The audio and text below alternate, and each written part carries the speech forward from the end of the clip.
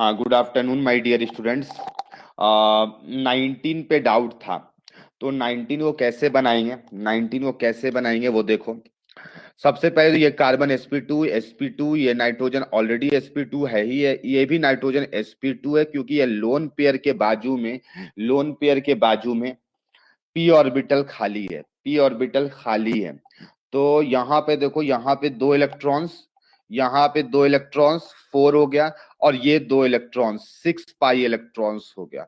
तो जिसने ये डाउट पूछा था, आई होप उसका क्लियर हो गया होगा। और ये कंपाउंड एरोमेटिक है, ये कंपाउंड एरोमेटिक है। ठीक है माय डियर स्टूडेंट्स। और किसी क्वेश्चन में डाउट था आप लोग को? कोई भी एरोमेटिसिटी वाले में कोई और दूसरे प्रश्न में डाउट है तो पूछ सकते हो। ठीक है, तो आई होप नहीं है आपको डाउट। तो लास्ट क्लास में हम हीट ऑफ हाइड्रोजिनेशन पढ़ा रहे थे आप लोग को। लास्ट क्लास में हीट ऑफ हाइड्रोजिनेशन पे पहुंचे थे। रेजोनेंस एनर्जी का सब टॉपिक चल रहा था, रेजोनेंस एनर्जी का सब टॉपिक चल रहा था, हीट ऑफ हाइड्रोजिनेशन। तो माय डियर स्टूडेंट, सबसे पहले हम लोग हीट ऑफ हाइड्रोजिनेशन को डिफाइन किए थे, और उससे पहले भी एक रेजोनेंस एनर्जी का एक डेफिनेशन लिखवाए थे। हम बोले थे वो डेफिनेशन पूरा पूरा सही नहीं है, वो बेंजीन को लेते हुए डिफाइंड किया गया है, और उसके हिसाब से सही एकदम सेटिस्फैक्शन वहां पे आ जाता है, लेकिन दूसरे स्ट्रक्चर्स में वो सेटिस्फैक्शन आपको नहीं आएगा उस डेफिनेशन में। तो उस दूसरे डेफिनेशन को समझाने के लिए आपको एक टर्म इंट्रोड्यूस किए थे, हीट ऑफ हाइड्रोजिनेशन। मेरे भाई, हीट ऑफ हाइड्रोजिनेशन वो होता है जो अल्कीन को, या फिर कहीं पर अल्काइन भी हो सकता है, तो उसको क्या करता है, हाइड्रोजन का एडिशन, हाइड्रोजिनेशन का अगर आप मतलब निकालेंगे तो हाइड्रोजिनेशन का मतलब ही होता है हाइड्रोजन का एडिशन। तो अल्कीन को अल्केन में कन्वर्ट कर देता है, जो कि हम बताए थे आपको कि पाई बॉन्ड कन्वर्ट हो रहा होता है सिग्मा बॉन्ड में। तो जिससे एनर्जी ओवरऑल रिलीज होती है, जिससे ओवरऑल एनर्जी रिलीज हो रही थी, इसीलिए हम प्रोडक्ट का एनर्जी आपको नीचे बनाए थे। और हम बताए थे जितना ज्यादा डबल बॉन्ड्स, क्योंकि जितना ज्यादा पाई बॉन्ड हट करके सिग्मा बॉन्ड बनेगा, उतना ही ज्यादा एनर्जी रिलीज होगी। हाँ, ये सब जो भी एनर्जी होता है माय डियर स्टूडेंट्स, वो पर मोल डिफाइंड होता है। ठीक है, 2 मोल होगा तो उसका दुगना हो जाएगा। और एक और फैक्टर बताए थे, स्टेबिलिटी ऑफ अल्किन। इसको कैसे एक्सप्लेन किए थे, तो एक एग्जांपल के थ्रू आपको एक्सप्लेनेशन दिया गया था, जिसमें हम बताए थे यहां पर भी पाई बॉन्ड्स है और यहां पर भी पाई बॉन्ड्स है। तो लेकिन दोनों में हमें तो ऐसा लग रहा है कि एनर्जी जो लगेगा वो सेम लगेगा, या एनर्जी जो मिलेगा वो सेम मिलेगा, ऐसा लग रहा है थ्योरेटिकली। क्योंकि दो डबल बॉन्ड है, तो हम लोग पढ़े थे heat of hydrogenation number of double bonds के डायरेक्टली प्रोपोर्शनल होता है। तो यहाँ पे भी दो है, यहाँ पे भी दो है, लेकिन मेरे भाई जब एनर्जी डायग्राम पे देख रहे थे, तो एनर्जी डायग्राम में कुछ अलग आपको देखने को मिल रहा था, कुछ अलग आपको देखने को मिल रहा था।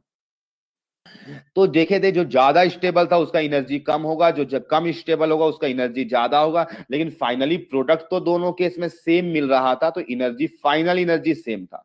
तो जो ज्यादा स्टेबल था उस केस में कम एनर्जी रिलीज हो रही थी, और मेरे भाई जो लेस स्टेबल था उस केस में ज्यादा एनर्जी रिलीज हो रही थी, और होना भी चाहिए।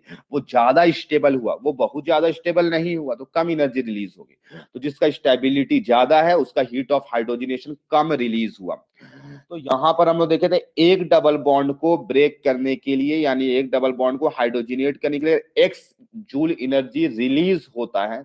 तो मेरे भाई दो डबल बॉन्ड से कितना रिलीज होगा, 2x रिलीज होना चाहिए, जो कि ए वाले केस में हो रहा था, लेकिन बी वाले केस में कुछ कम हो रहा था, 2x से कम एनर्जी रिलीज हो रही थी।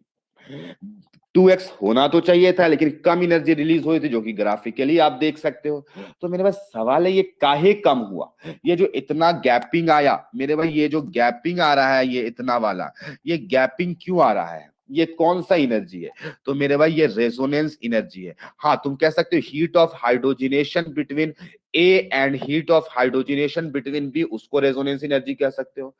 या फिर बोल सकते हो energy difference between A and B, वो भी उसी के बराबर है मेरे में। देख लो यही लाइन, तो यही भी, ये भी रेजोनेंस एनर्जी है। तो यानी रेजोनेंस एनर्जी का एक और डेफिनेशन मिल गया आपको, रेजोनेंस एनर्जी का, जो कि हम लिखने जा रहे हैं।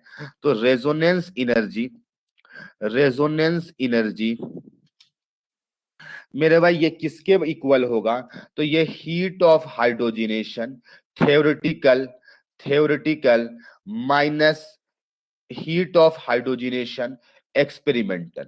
मेरे भाई ये भी एनर्जी रिलीज होता है। अब तुम कहोगे सर यहां से तो पॉजिटिव आ जाएगा, यहां से तो पॉजिटिव आ जाएगा। मेरे भाई हम मैग्नीट्यूड पे अभी नहीं जा रहे, बस आपको समझ में आना चाहिए रेजोनेंस एनर्जी जो होता है ये बस इतना ही जान लेना, ये रिलीज एनर्जी होता है।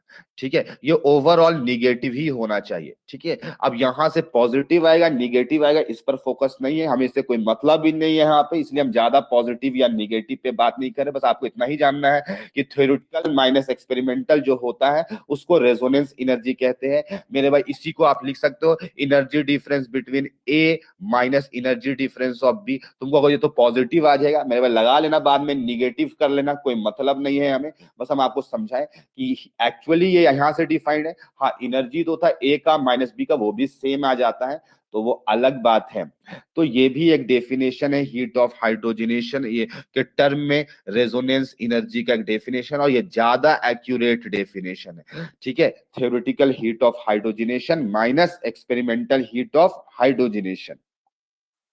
ठीक है, तो ये सारी बातें आपको अच्छे तरीके से समझ में आई होगी मेरे भाई, इस पे रत्ती भर भी तुम्हें डाउट नहीं होगा। तो अब हमारा जो टॉपिक बनने जा रहा है वो है resonance energy, comparison of resonance energy.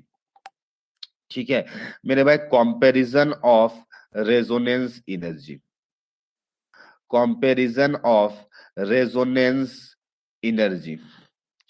ठीक है मेरे भाई, अब हम पढ़ेंगे रेजोनेंस एनर्जी आरई कंपेयर करेंगे। ठीक है, मतलब किसका रेजोनेंस एनर्जी ज्यादा होगा, किसका रेजोनेंस एनर्जी कम होगा। तो मेरे भाई हमको एक लाइन बताना, एक लाइन बताना, एरोमेटिक कंपाउंड में ज्यादा एनर्जी रिलीज होगा या नॉन एरोमेटिक में ज्यादा रिलीज होगा, रेजोनेंस एनर्जी ज्यादा किसका होगा, यही बताना है आपको। ठीक है, एरोमेटिक में होगा, नॉन एरोमेटिक में होगा या एंटी एरोमेटिक में सबसे ज्यादा होगा। ठीक है, ये बताना है मेरे में।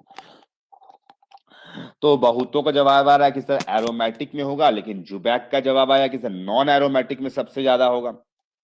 सवाल है ऐसा क्या होगा। तो मेरे भाई अब ये सोचना है हमें, ये सोचना है कि थ्योरेटिकली जो हम सोच रहे थे मेरे भाई वो तो सब केस में सेम होगा, अगर number of double bond same है तो थ्योरेटिकली तो सेम होगा। लेकिन मेरे भाई एक्सपेरिमेंटली जो वाई था वो ध्यान दो मेरे भाई, ये एनर्जी ज्यादा, इसका मैग्नीट्यूड वैल्यू जब माइनस होकर के ज्यादा मिलेगा तब ना रेजोनेंस एनर्जी ज्यादा होगा। तो मेरे भाई अगर कंपाउंड ज्यादा स्टेबल होगा तो उतना ही कम रिलीज होता है। अभी याद करो लास्ट क्लास वाला मेरे भाई, बी कंपाउंड ज्यादा स्टेबल था तो उस पे क्या एक्सपेरिमेंटली क्या हुआ मेरे भाई, कम रिलीज हुआ एनर्जी, यानी हीट ऑफ हाइड्रोजनेशन कम हो जाता है, ये कम हो जाता है वैल्यू। ये तो फिक्स है मेरे भाई, ये तो सेम होगा, ये तो फिक्स है सेम होगा, लेकिन ये एक्सपेरिमेंटली कम निकलता है मेरे भाई। तो ये बड़ा माइनस छोटा, जितना छोटा होगा डिफरेंस उतना ही ज्यादा होगा। यानी मेरे भाई हम बोलना ये चाहते हैं जितना कम रिलीज हो, जितना कम, जितना ज्यादा स्टेबल हो उतना बढ़िया है, जितना ज्यादा होगा उतना कम हीट ऑफ हाइड्रोजनेशन होगा, जितना ज्यादा स्टेबल होगा उतना कम हीट ऑफ हाइड्रोजनेशन होगा। तो मेरे भाई इसका मतलब जितना ज्यादा हो यही पर डिपेंड करेगा, ये तो हमारे अकॉर्डिंगली बनाया गया है, इस पर डिपेंड करेगा। तो जितना ज्यादा स्टेबल होगा रेजोनेंस एनर्जी उतना ही ज्यादा होगा। यानी हम एकदम सिंपल सा एक लाइन तुम्हें समझाना चाहते हैं कि resonance energy is directly proportional to stability. क्या ये बात समझ आया जुबैक, जो तुम नॉन एरोमेटिक कह रहे थे, हम तुम्हारे ही लिए इतना एक्सप्लेनेशन किया, अदरवाइज हम निकल लेते सीधा एरोमेटिक बोल करके।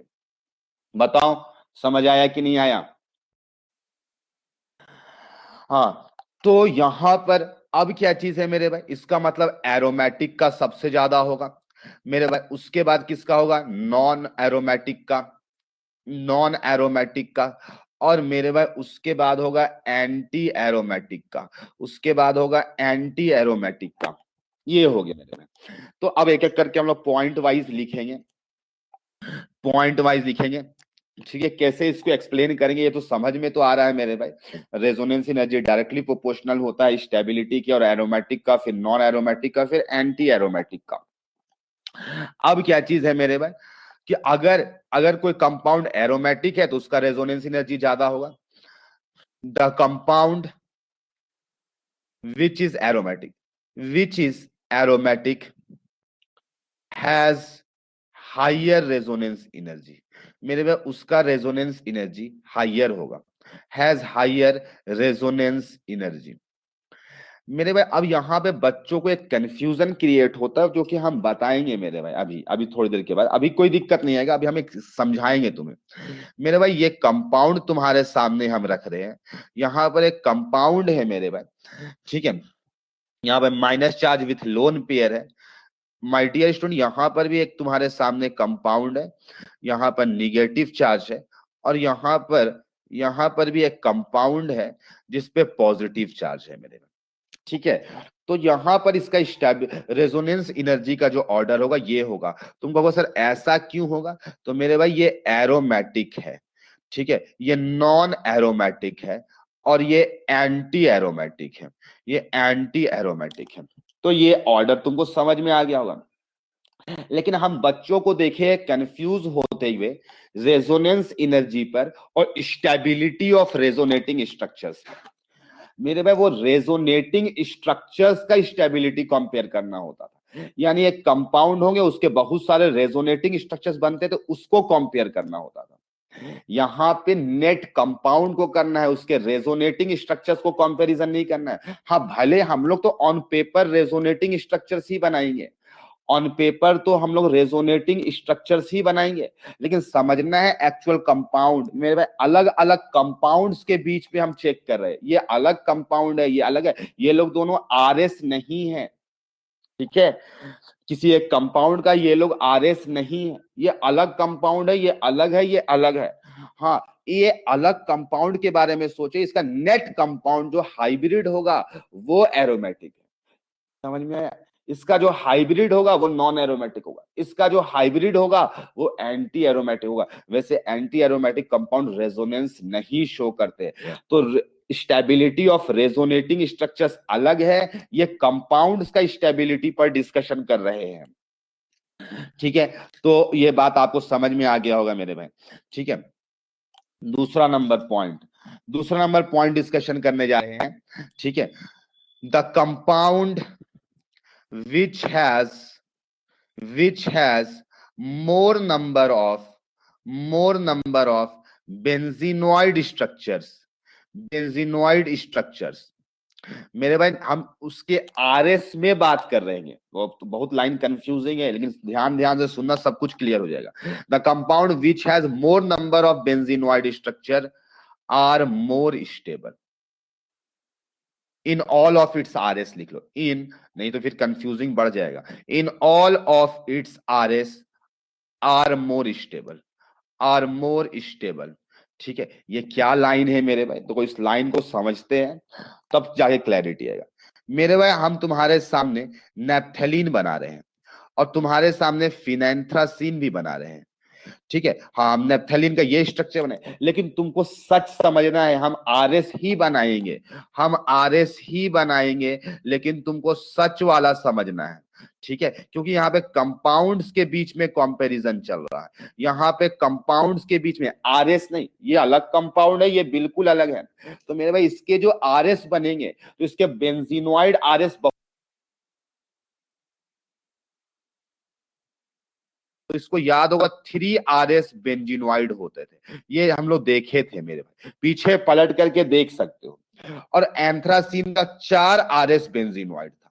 तो मेरे भाई वो कंपाउंड का उसका स्टेबिलिटी ज्यादा होगा, या उसका रेजोनेंस एनर्जी ज्यादा होगा जिसके बेंजीनोइड आरएस ज्यादा होते हैं। मेरे भाई ओवरऑल कंपाउंड के बारे में सोच रहे, इसके ये बनाया गया है आपको एक आरएस, लेकिन हमारा सोच कहां पे होना चाहिए, हमारा सोच होना चाहिए मेरे भाई कंपाउंड के ऊपर में, उस कंपाउंड के कितने आरएस थे बेंजीनोइड।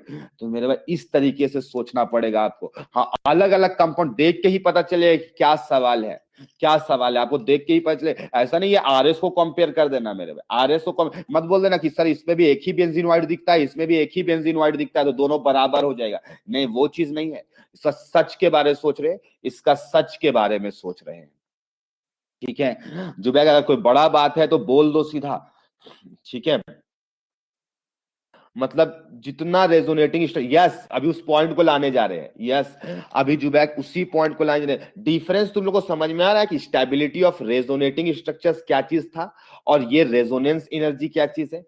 समझ आ रहा है? दोनों में अलग चीज हो रहा है, वो अलग कॉन्सेप्ट है, ये अलग कॉन्सेप्ट है बिल्कुल। उसमें हम आरएस को कंपैरिजन करते थे, कौन सा आरएस ज्यादा स्टेबल है, लेकिन इसमें कंपाउंड का कंपैरिजन है, दो अलग अलग कंपाउंड्स होंगे इस पे। समझ आए? मिला मत देना, नहीं बहुत लोग मिला देता, पूरा कंफ्यूज हो जाओगे। खैर आंसर मैच कर जाता अलग बात है, आंसर में कोई दिक्कत नहीं आता है, लेकिन कॉन्सेप्ट रॉन्ग हो जाता है।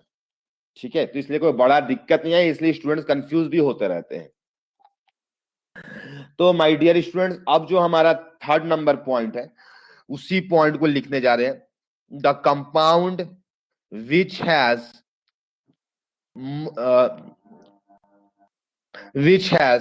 more number of RS, are generally line लिखे हैं मेरे पास, बड़ा इंपॉर्टेंट लाइन है, generally more stable। ये क्या लाइन है मेरे? ठीक है, हम फिर से आरएस ही बनाएंगे कोई कंपाउंड का, क्योंकि सच नहीं बना सकते हैं, लेकिन हमको कंपैरिजन करना स्टेबिलिटी का कंपाउंड को सोचते हुए। ठीक है, लेकिन मेरे भाई यहाँ पे हम एक बात बताना चाहिए, बहुतों को ये बात मालूम नहीं रहता है। यहाँ पे जो मोस्ट इंपॉर्टेंट फैक्टर लग रहा होता है वो चार्ज डेंसिटी होता है मेरे भाई, चार्ज डेंसिटी होता है। समझ में? चार्ज डेंसिटी क्या होता है ना, चार्ज अपॉन साइज होता है मेरे, चार्ज अपॉन साइज होता है, और stability inversely proportional to charge density होता है मेरे भाई। जितना ज्यादा चार्ज होगा ना, जितना ज्यादा चार्ज होगा ना, वो कंपाउंड उतना ही ज्यादा रिएक्टिव होगा, उतना ही ज्यादा रिएक्टिव होगा। खुद सोच सकते हो मेरे भाई, चार्ज ज्यादा होगा तो रिएक्शन करने के लिए बहुत ज्यादा इच्छुक होगा, तो स्टेबिलिटी कम होता है। ये फैक्टर ज्यादा इंपॉर्टेंट है, ये है मेरे भाई, ये लिख दिया जाता है बुक्स पे, और कंफ्यूजन यहीं पे क्रिएट हो जाता है बच्चों के माइंड पे। तो मेरे भाई हम ऐसा सोचते हैं कि आपके माइंड पे कंफ्यूजन क्रिएट नहीं होना चाहिए, आपको हम एक एक पॉइंट्स के बारे में क्लैरिटी दे रहे हैं। तो मेरे भाई जैसे हम तुम कहोगे सर इसका एग्जांपल दिखलाइए, तो क्या एग्जांपल हो सकता है? तो मेरे भाई देखो एग्जांपल, तुम देखो एग्जांपल देख, डबल बॉन्ड सी एच, और मेरे भाई एस एच है, और यहां पर मेरे भाई CH2 डबल बॉन्ड CH, और यहां पर OH है। तो अगर इस दोनों कंपाउंड को निहारो तो मेरे भाई यहां पे इसमें एक ज्यादा रेजोनेटिंग स्ट्रक्चर बनेगा। तुम कहोगे सर क्यों, ऐसा काहे होगा? मेरे भाई ये इधर से भी रेजोनेंस कर सकता है, और ये सल्फर भी अपना लोन पेयर देकर के इधर से कर सकता है। याद आया, दो तरह का रेजोनेंस यहाँ पे हो सकता है, एक वैकेंट ऑर्बिटल भी और एक लोन पेयर भी। और मेरे भाई यहाँ पे केवल ये लोन पेयर ही दे सकता है, तो यहाँ पे +1 मोर RS है, इसमें एक जितना भी होगा उसमें से +1 है इस पे। तो जिसके RS ज्यादा होते हैं ना, वो ज्यादा स्टेबल हो जाता है।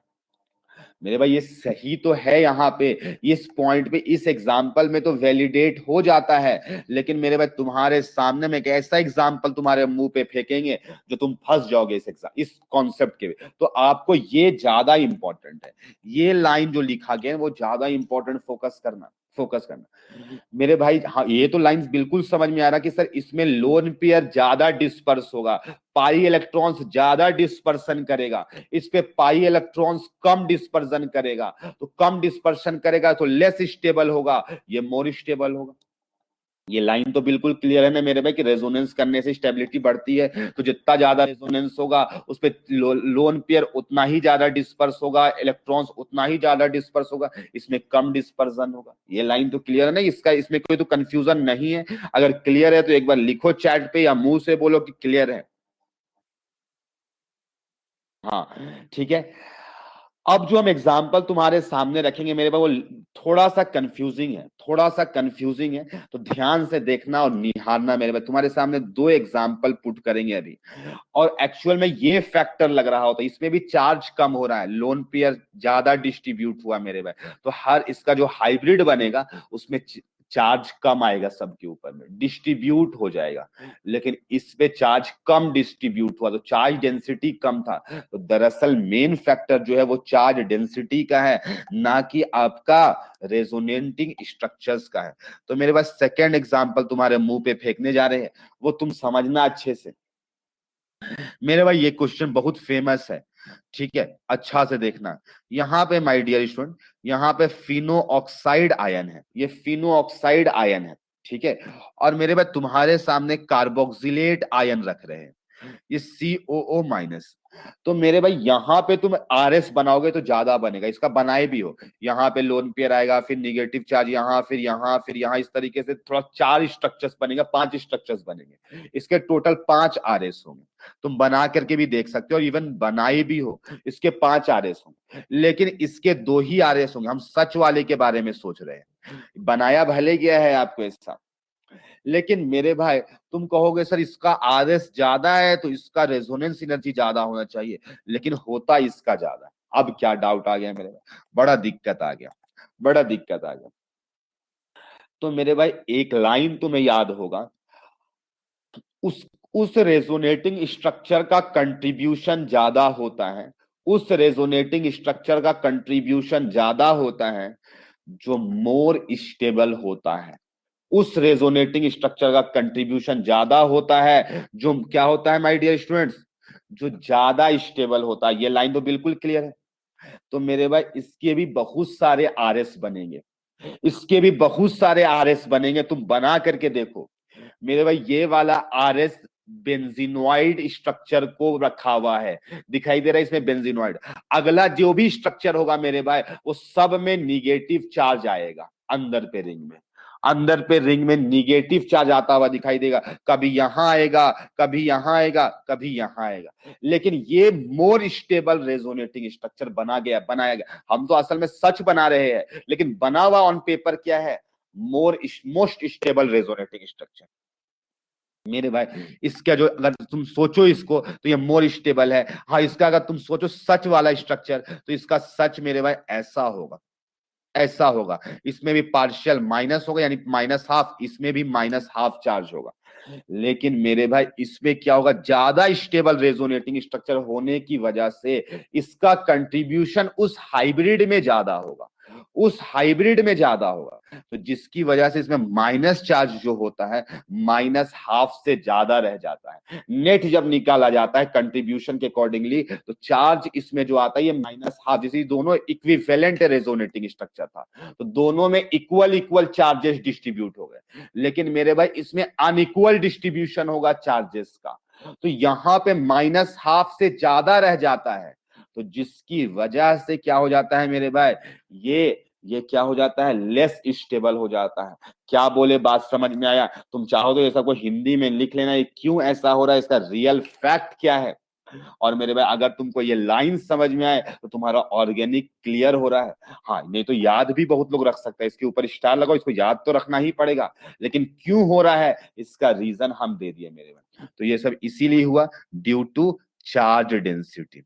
समझ आया? तो दरअसल जो मेन फैक्टर है वो है चार्ज डेंसिटी, ना कि मोर नंबर ऑफ RS। क्लियर है मेरे भाई? ये वाला जो एक्सप्लेनेशन हम आपको दिए हिंदी में अंग्रेजी में लिख लेना, यही मोर स्टेबल RS था, मोस्ट स्टेबल। और यहाँ पे निगेटिव चार्ज रहने का चांसेस जो है माइनस हाफ से ज्यादा हो जाता है, तो चार्ज डेंसिटी ज्यादा हो जाता है। यस या नो, जल्दी बताओ मेरे भाई।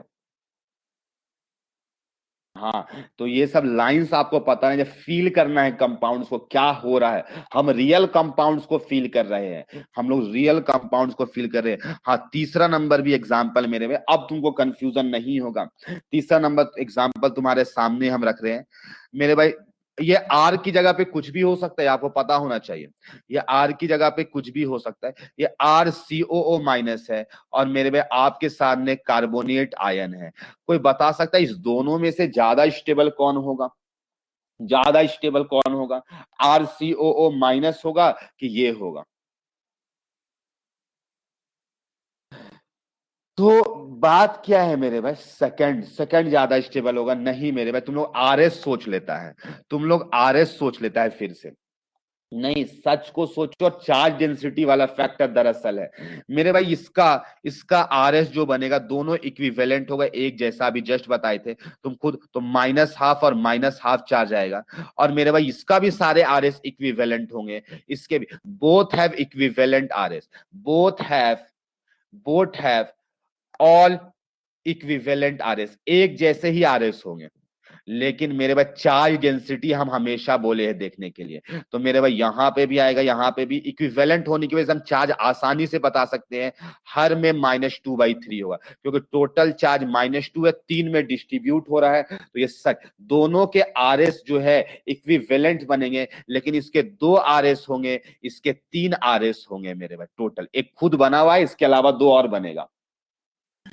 तो यहां पर भी फैक्टर कौन सा लग रहा है, यहां पर भी चार्ज डेंसिटी, क्योंकि मेरे भाई इसका चार्ज डेंसिटी लेस है, तो चार्ज डेंसिटी इसका मेरे भाई कम है, इसका चार्ज डेंसिटी ज्यादा है। तो तुम लोग इस पर फोकस करो, ना कि नंबर ऑफ आरएस पर फोकस करो। तो आई होप आपको जो बात कही जा रही है वो समझ में आ रहा होगा। तो ये सब बुक्स पे आपको अच्छे से एक्सप्लेन्ड नहीं लिखे हुए मिलेंगे मेरे में, हम इस चीज को एक्सप्लेन कर रहे हैं और हम चाह रहे हैं कि आप फील कर सको चीजों को कि क्यों ऐसा हो रहा है। ठीक है मेरे भाई, तो आप चार्ज डेंसिटी, अच्छा आप ऋषिकेश बोल रहा है कि डायरेक्टली प्रोपोर्शनल चार्ज डेंसिटी सोचिए, तो कोई बात नहीं, आप ध्यान रखना है मेरे भाई। तो ये सब क्वेश्चन में आप नंबर ऑफ आरएस से कहीं ज्यादा इंपॉर्टेंस चार्ज डेंसिटी को देंगे, ठीक है, चार्ज डेंसिटी वाले फैक्टर को देंगे। तो जो बातें कह रहे हैं मेरे भाई, ऑर्गेनिक में हम बहुत सारी बातें तुम्हें समझाएंगे और हम लिखेंगे नहीं वो सारी बातों को, तो आप हिंदी में इंग्लिश में जैसे भी मन करे लिख लेना, क्योंकि यही जिंदगी है मेरे भाई ऑर्गेनिक केमिस्ट्री का। ठीक है, नहीं तो पता चला कि आपका ऑर्गेनिक का नोट्स ऐसा होगा कि मेरे भाई सोलोमन्स का जो बुक है उससे भी कहीं ज्यादा मोटा बन जाएगा। ऐसे भी उतना हो ही जाएगा, लेकिन फिर भी थोड़ा सा हम कम कोशिश करेंगे करने का। ठीक है, तो ध्यान रखिएगा। तो माय डियर स्टूडेंट, यहां तक आपको लाइन अभी तक क्लियर है। हम कंपाउंड्स का स्टेबिलिटी कंपैरिजन कर रहे हैं मेरे भाई। अब तक 3 पॉइंट्स आया, पहला पॉइंट एरोमेटिक, दूसरा पॉइंट आया बेंजीनॉइड स्ट्रक्चर्स, तीसरा आया नंबर ऑफ आरएस, लेकिन वहां पे हम लोग चार्ज डेंसिटी फैक्टर को डोमिनेट कराते हैं मेरे भाई। चौथा नंबर पॉइंट और ये लास्ट पॉइंट है मेरे भाई, यहां पे आता है दो टाइप का कॉन्सेप्ट आता है, एक्सटेंडेड कॉन्जुगेशन मेरे भाई, एक्सटेंडेड कॉन्जुगेशन, और एक और होता है क्रॉस कॉन्जुगेशन मेरे में।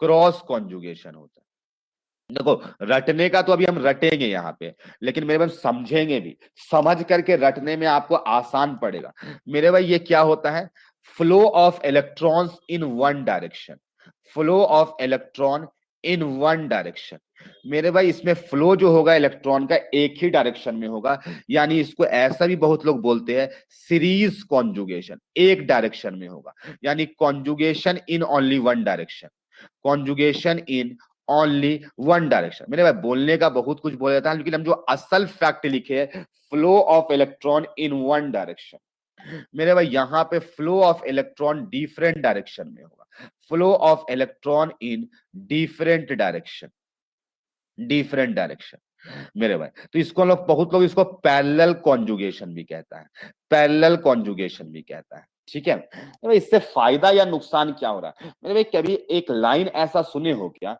कि इलेक्ट्रॉन भी डुअल नेचर शो करता है, लाइक लाइट, लाइट जिस तरीके से शो करता है, तो इलेक्ट्रॉन भी डुअल नेचर शो करता है। तो इलेक्ट्रॉन के पास में भी वेव नेचर होता है और मेरे भाई पार्टिकल नेचर होता है, वेव नेचर भी होता है और पार्टिकल नेचर भी होता है। तो ये जो एक्सप्लेनेशन जो आएगा ना मेरे भाई, ये वेव नेचर से पता चल पाएगा, आप सोच सकते हो, फील कर सकते हो मेरे भाई क्या होता है।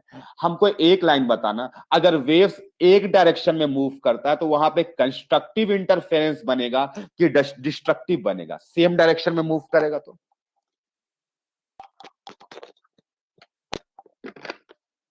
और मेरे भाई डिस्ट्रक्शन क्या करता है, खराब काम करता है, बॉन्ड ब्रेकिंग का काम करता है, और बॉन्ड बनने से एनर्जी रिलीज होती है। समझ आ रहा है? तो अगर इलेक्ट्रॉन का फ्लो केवल एक डायरेक्शन में हो मेरे भाई, तो ये कंस्ट्रक्टिव इंटरफेरेंस होगा। ये दरअसल पॉइंट है मेरे भाई, ये है रियल फैक्टर, कंस्ट्रक्टिव इंटरफेरेंस होगा मेरे भाई, और इस केस में डिस्ट्रक्टिव इंटरफेरेंस होता है। अब आप समझ गए, ये बॉन्ड तोड़ने का काम करेगा, ये बॉन्ड तोड़ने का काम करेगा मेरे भाई। ये क्या काम करेगा, बॉन्ड तोड़ने का काम करेगा। समझ आ रहा है? तो ये बॉन्ड तोड़ देगा, तो ये क्या करेगा, स्टेबिलिटी को डिक्रीज करेगा, तो इसकी वजह से स्टेबिलिटी डिक्रीज होगा। ये लाइन समझना है मेरे भाई। तुमको सर अब तो सिर्फ बोलते जा रहे, एक एग्जाम्पल नहीं रख रहे आप अभी तक मेरे भाई। अभी तुम्हारे मुंह पे एक एग्जाम्पल फेंकेंगे। देखो यहां पर, देखो मदरबोर्ड पर, देखो मेरे भाई ये एक है, ये एक, अरे मेरे भाई आप लोग को अभी हम यहाँ पर इस एग्जाम्पल को समझाने के लिए हमको थोड़ा सा हाइपर कॉन्जुगेशन का जरूरत पड़ जा रहा है अभी हमें। चलो कोई बात नहीं मेरे भाई, अभी हम आपको सिखा देंगे क्या होता है, थोड़ा दूसरे तरीके से समझा देंगे हम, बाद में और फील आ जाएगा मेरे में। और मेरे भाई एक ये एग्जाम्पल हम तुम्हारे सामने रख रहे हैं, ठीक है? अभी थोड़ा सा कम फील आएगा मेरे में, ठीक है? वैसे ये हाइपर कॉन्जुगेटिव स्ट्रक्चर्स हम बना दिए हैं मेरे भाई। आपको हमको अभी यहाँ पे रेजोनेंस सिखाना है, तो रेजोनेंस वाला एग्जाम्पल लेते हैं मेरे भाई। चलो हम आपके सामने एग्जाम्पल एक रेजोनेंस वाला लेते हैं। ये एक आपके सामने एग्जाम्पल रखे हैं माय डियर स्टूडेंट, और आपके सामने एक एग्जाम्पल ये रखे हैं मेरे भाई। अगर नंबर ऑफ कॉन्जुगेशन सेम है मेरे भाई, इसके भी टोटल 2 RS बनेंगे, और ये खुद एक RS है, टोटल 3 RS है इसके मेरे भाई। इसका भी एक खुद है और 2 और बनेगा, टोटल 3 RS। दोनों का नंबर ऑफ RS सेम है, यानी नंबर ऑफ कॉन्जुगेशन सेम है, नंबर ऑफ कॉन्जुगेशन सेम है, यानी नंबर ऑफ RS भी सेम है। तो सवाल है कि इवन चार्ज डेंसिटी भी सेम है, यहां पर चार्ज डेंसिटी भी सेम है, तो अब कौन सा फैक्टर लगाओगे? तुमको सर एरोमेटिक लगा दीजिए मेरे पास, दोनों नॉन एरोमेटिक है, दोनों नॉन एरोमेटिक है, दोनों में से कोई भी बेंजीनॉइड नहीं है, चार्ज डेंसिटी भी सेम है मेरे पास, सब कुछ सेम है, सब कुछ सेम है। अब क्या लगाएंगे? तो कंस्ट्रक्टिव इंटरफेरेंस और डिस्ट्रक्टिव इंटरफेरेंस लगाएंगे। इसे नहीं हारो मेरे भाई, इसका लोन पेयर एक इस डायरेक्शन में डिस्ट्रीब्यूट हो रहा है और एक इस डायरेक्शन पे हो रहा है। देखना, देखना अच्छे से मेरे भाई, ये इधर डिस्ट्रीब्यूट हो रहा है और ये फिर इधर डिस्ट्रीब्यूट होगा, तो ये एक डायरेक्शनल है। तो मेरे भाई क्या देख पाए मेरे भाई, इसी को कहते हैं, इसी को कहते हैं एक्सटेंडेड कॉन्जुगेशन, एक डायरेक्शन में एक्सटेंड हो रहा है। और मेरे भाई यहां पर कंस्ट्रक्टिव इंटरफेरेंस बनेगा, ये क्रॉस कॉन्जुगेशन कहलाएगा।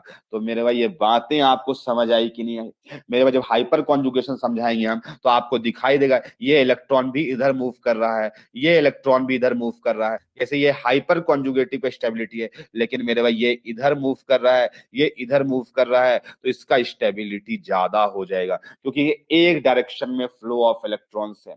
तो क्या मेरे भाई ये बिल्कुल अच्छे तरीके से क्लियर हो गया कॉन्सेप्ट मेरे भाई? स्टेबिलिटी ऑफ रेजोनेट कंपाउंड्स या फिर रेजोनेंस एनर्जी, यस या नो चैट पे बताओ। और मेरे भाई जो जो बातें हम कहते हैं वो महा इंपॉर्टेंट हम बात कहेंगे, ठीक है? आप एकदम ध्यान से सुनेंगे, ठीक है? यही लाइंस आपके एग्जाम में आएंगे, ठीक है? तो बी अलर्ट, ठीक है? तो इस पेज को हम आगे बढ़ाते हैं, और मेरे भाई एक इंपॉर्टेंट टॉपिक हम आपको पढ़ाए अभी। अब जो है अगला इंपॉर्टेंट टॉपिक हम पढ़ाने जा रहे हैं, ठीक है? फर्स्ट वाले एग्जाम्पल पे आप ज्यादा फोकस नहीं रहेंगे, क्योंकि अभी आपको हम हाइपर कॉन्जुगेशन नहीं पढ़ाए। मेरे माइंड पे एक एग्जाम्पल आ गया तो मैं आपके सामने पुट कर दिए वो, ठीक है? अब वैसे हम स्टेबिलिटी रेजोनेंस एनर्जी कंपैरिजन कर रहे थे, तो वहां पे हाइपर कॉन्जुगेटिव का हमें बात भी नहीं करना चाहिए था, ठीक है? बट आपको समझ में वो भी एग्जाम्पल आया होगा। अब जो है, अब जो है माय डियर स्टूडेंट, यहाँ पे अगला हम जा रहे पढ़ने के लिए मेसोमेरिक इफेक्ट। अब वो वक्त आ गया है जो कि हम मेसोमेरिक इफेक्ट को समझ सकते हैं, रेजोनेंस इफेक्ट को समझ सकते हैं, रेजोनेंस इफेक्ट को समझ सकते हैं, ठीक है? ठीक है, रेजोनेंस इफेक्ट या मेसोमेरिक इफेक्ट को समझ सकते हैं। तो मेरे पास सबसे पहले इसके लिए हम एक लाइन या फिर इससे पहले एक एग्जांपल तुम्हारे सामने पुट करते हैं, तो ज्यादा फील आएगा आपको। मेरे भाई हमको ये बताना, मेरे भाई ये बताना हमें, यहाँ पर ये कंपाउंड है, यहाँ पे हम लिख रहे हैं रेजोनेंस होगा कि नहीं, और यहाँ पे मेसोमेरिक इफेक्ट होगा या नहीं, मेसोमेरिक इफेक्ट होगा या नहीं होगा, ठीक है? रेजोनेंस होगा या नहीं होगा, मेसोमेरिक इफेक्ट होगा या नहीं। एकदम आराम से फील करेंगे मेरे भाई, आराम से एकदम, बिल्कुल टेंशन नहीं लेने का, बिल्कुल टेंशन नहीं लेने का मेरे भाई। बस हम लोग को 2 से 3 चैप्टर में ऑर्गेनिक में ज्यादा टाइम देंगे, हम ज्यादा टाइम देते हैं अपने बच्चों को, पहला 2-3 चैप्टर तक। उसके बाद फिर बहुत स्पीड में निकालते हैं चैप्टर, क्योंकि सारा कॉन्सेप्ट यहीं पर है, सारा कॉन्सेप्ट यहीं पर है मेरे भाई। ठीक है, उसके बाद आपका ऑर्गेनिक सारा आसान हो जाएगा। ठीक है, इधर हम थोड़ा थोड़ा स्लो स्लो आपको कम कम चीज पढ़ाएंगे डेली डेली, लेकिन मेरे पास कॉन्सेप्ट वाइज महा इंपॉर्टेंट होगा। आगे के टर्म में ज्यादा पढ़ाई होगा लेकिन कॉन्सेप्ट वाइज कम होगा। ठीक है, तो ये चैप्टर जीओसी, आइसोमरिज्म, और एक चैप्टर पढ़ाएंगे रिएक्शन मैकेनिज्म। ये 3 चैप्टर आपके लिए महा इंपॉर्टेंट होने वाला। अगर ये सीख गए तो आपको ऑर्गेनिक सीखने से कोई नहीं रोक सकता है। माय डियर स्टूडेंट, यहाँ पे देखो रेजोनेंस होगा, यहाँ पे रेजोनेंस होगा, खुद सबको पता। हम पूछेंगे इस पे रेजोनेंस होगा, तुम कहोगे सर इसमें भी रेजोनेंस होगा। हम पूछेंगे क्या इसमें रेजोनेंस होगा, यस इसमें भी रेजोनेंस होगा, आपको खुलने में दिख रहा है रेजोनेंस तीनों जगह पे है। लेकिन रेजोनेंस का इफेक्ट क्या होगा कि नहीं होगा, वो बात हमको करना है। तो मेरे भाई अगर इसका हम हाइब्रिड के बारे में सोचे, तो मेरे भाई इसका हाइब्रिड कुछ ऐसा आपको देखने को मिलेगा, इसका हाइब्रिड कुछ ऐसा देखने को मिलेगा। लेकिन मेरे भाई इसका हाइब्रिड को तुम निहारोगे तो तुमको दिखाई देगा कि यहाँ पर NH2 की वजह से भी कुछ यहाँ पे पाई बॉन्ड आ जाएगा, यहाँ पे भी पाई बॉन्ड, क्योंकि लोन पेयर अपना डोनेट किया है। मेरे भाई यहाँ पे देखो तो यहाँ पे भी कुछ आपको CHO की वजह से, CHO की वजह से ये जो डबल बॉन्ड ओ पर दिख रहा था वो दरअसल डबल नहीं है मेरे भाई, वो डबल से कम है। और यहाँ पे भी डबल, जो सिंगल दिख रहा था वो डबल के जैसा है, डबल से लेकिन कम है, ऐसा यहाँ पे रिंग की वजह से। और मेरे भाई यहाँ पे भी गोल गोल बना लेना, यहाँ पे हम पाई बॉन्ड बना के दिखला दिया, नहीं गोल गोल बना देना। मेरे भाई अब हमको सोचना ये है कि इसमें सारे के सारे रेजोनेटिंग स्ट्रक्चर जो भी बन रहे होंगे, एक और बनेगा इसका बेंजीनोइड फॉर्म जो कि दूसरा वाला होगा। तो इसमें सब जगह पर जो चार्जेस आएगा, जो भी चार्जेस आएगा, माइनस आई या प्लस आई जो भी आएगा मेरे भाई, वो सब जगह पर सेम होगा, सब जगह पर सेम होगा। तो मेरे भाई इसमें कोई इफेक्ट नहीं है, इसमें कोई इफेक्ट नहीं है, इसमें मेसोमेरिक का कोई इफेक्ट नहीं लगा, हर जगह पे बराबर है। लेकिन आपको पता है ये नाइट्रोजन जब लोन पेयर देगा तो यहां पर निगेटिव चार्ज आएगा, इस पॉइंट पर, इस पॉइंट पर और इस पॉइंट पर। तो मेरे भाई यहां पर थोड़ा सा चार्ज ज्यादा होगा, यहां पे थोड़ा सा चार्ज ज्यादा होगा, यहां पे थोड़ा सा चार्ज ज्यादा होगा, यानी कि 3 पोजीशंस होंगे जिसपे आपके निगेटिव चार्ज ज्यादा होगा। और यहाँ पे जो इसमें था वैसे ही कुछ होगा। और मेरे भाई यहाँ पे इस ग्रुप की वजह से कुछ ना कुछ इफेक्ट क्रिएट हुआ है। तो मेरे भाई इसमें लगाएंगे कि हाँ इसमें इफेक्ट हो रहा है, रेजोनेंस का कुछ ना कुछ इफेक्ट है। मेरे भाई इससे भी हुआ है, ये ऑक्सीजन ज्यादा इलेक्ट्रोनिगेटिव था, ये अपने साइड में इलेक्ट्रॉन को लेगा। तो मेरे भाई जैसे ही ये लेगा तो कार्बन के पास में ऑक्टेट इनकम्प्लीट होने लगेगा, और मेरे भाई ये इलेक्ट्रॉन्स इधर ऊपर की डायरेक्शन में शिफ्ट होगा। तो आपको दिखाई देगा कि इसका जो सच होगा, ये सारे जगह पे कुछ पार्शियल प्लस चार्जेस आएंगे, ये इलेक्ट्रॉन्स को खींच लेगा, क्योंकि वो ऊपर की डायरेक्शन में मूवमेंट हो रहा है, बाहर हो रहा है, आउटसाइड द रिंग हो रहा है, इसमें इनसाइड द रिंग हो रहा है। तो इसमें माइनस आया, इसमें प्लस आया, लेकिन इफेक्ट इसमें भी लगा। और मेरे भाई हम सच सच बताई तुम्हें, अगर रिंग के अंदर में इलेक्ट्रॉन डेंसिटी बढ़ता है तो उसे प्लस M ग्रुप कहेंगे, जैसे प्लस I कहा करते थे। और अगर रिंग के अंदर में इलेक्ट्रॉन डेंसिटी डिक्रीज करता है तो उसे माइनस M कहते हैं, उसे माइनस M कहते हैं। अच्छा ये सब क्यों हो रहा है मेरे भाई, तो रेजोनेंस होने की वजह से एक इफेक्ट अराइज हो रहा है। तो ऐसा कुछ एग्जाम्पल होगा मेरे भाई, कोई भी एक कॉन्जुगेटेड सिस्टम हो यहां पर, और मेरे भाई यहां पे एक ग्रुप लगा हुआ है G, और इसके पास में अगर p ऑर्बिटल है तो यहां पे रेजोनेंस होगा, p ऑर्बिटल है या d ऑर्बिटल भी होगा तो यहां पर आपका रेजोनेंस होगा, यहां पे आपका रेजोनेंस होगा। लेट्स से यहां पे p ऑर्बिटल है, हो सकता है आपका d ऑर्बिटल होता, यानी जहां पे भी रेजोनेंस हो सकता है वहां का बात कर रहे हैं। अब G डिपेंड करेगा, अगर ये सिस्टम का इलेक्ट्रॉन G की तरफ आएगा तो हम बोलेंगे वो सिस्टम का इलेक्ट्रॉन डेंसिटी को डिक्रीज कर रहा है। लेकिन अगर ये G इलेक्ट्रॉन डेंसिटी इधर बढ़ाएगा मेरे भाई, तो उस केस में हम कहेंगे कि ये सिस्टम का इलेक्ट्रॉन डेंसिटी को बढ़ा रहा है। और वो प्लस एम ग्रुप कहलाएगा। तो मेरे भाई इस लाइन को हम लिखने जा रहे हैं, इस लाइन को हम तुम्हारे सामने लिखने जा रहे हैं, और फिर और भी आपको एग्जांपल्स दिखाएंगे किसे प्लस एम कह सकते हैं, किसे माइनस एम कह सकते हैं।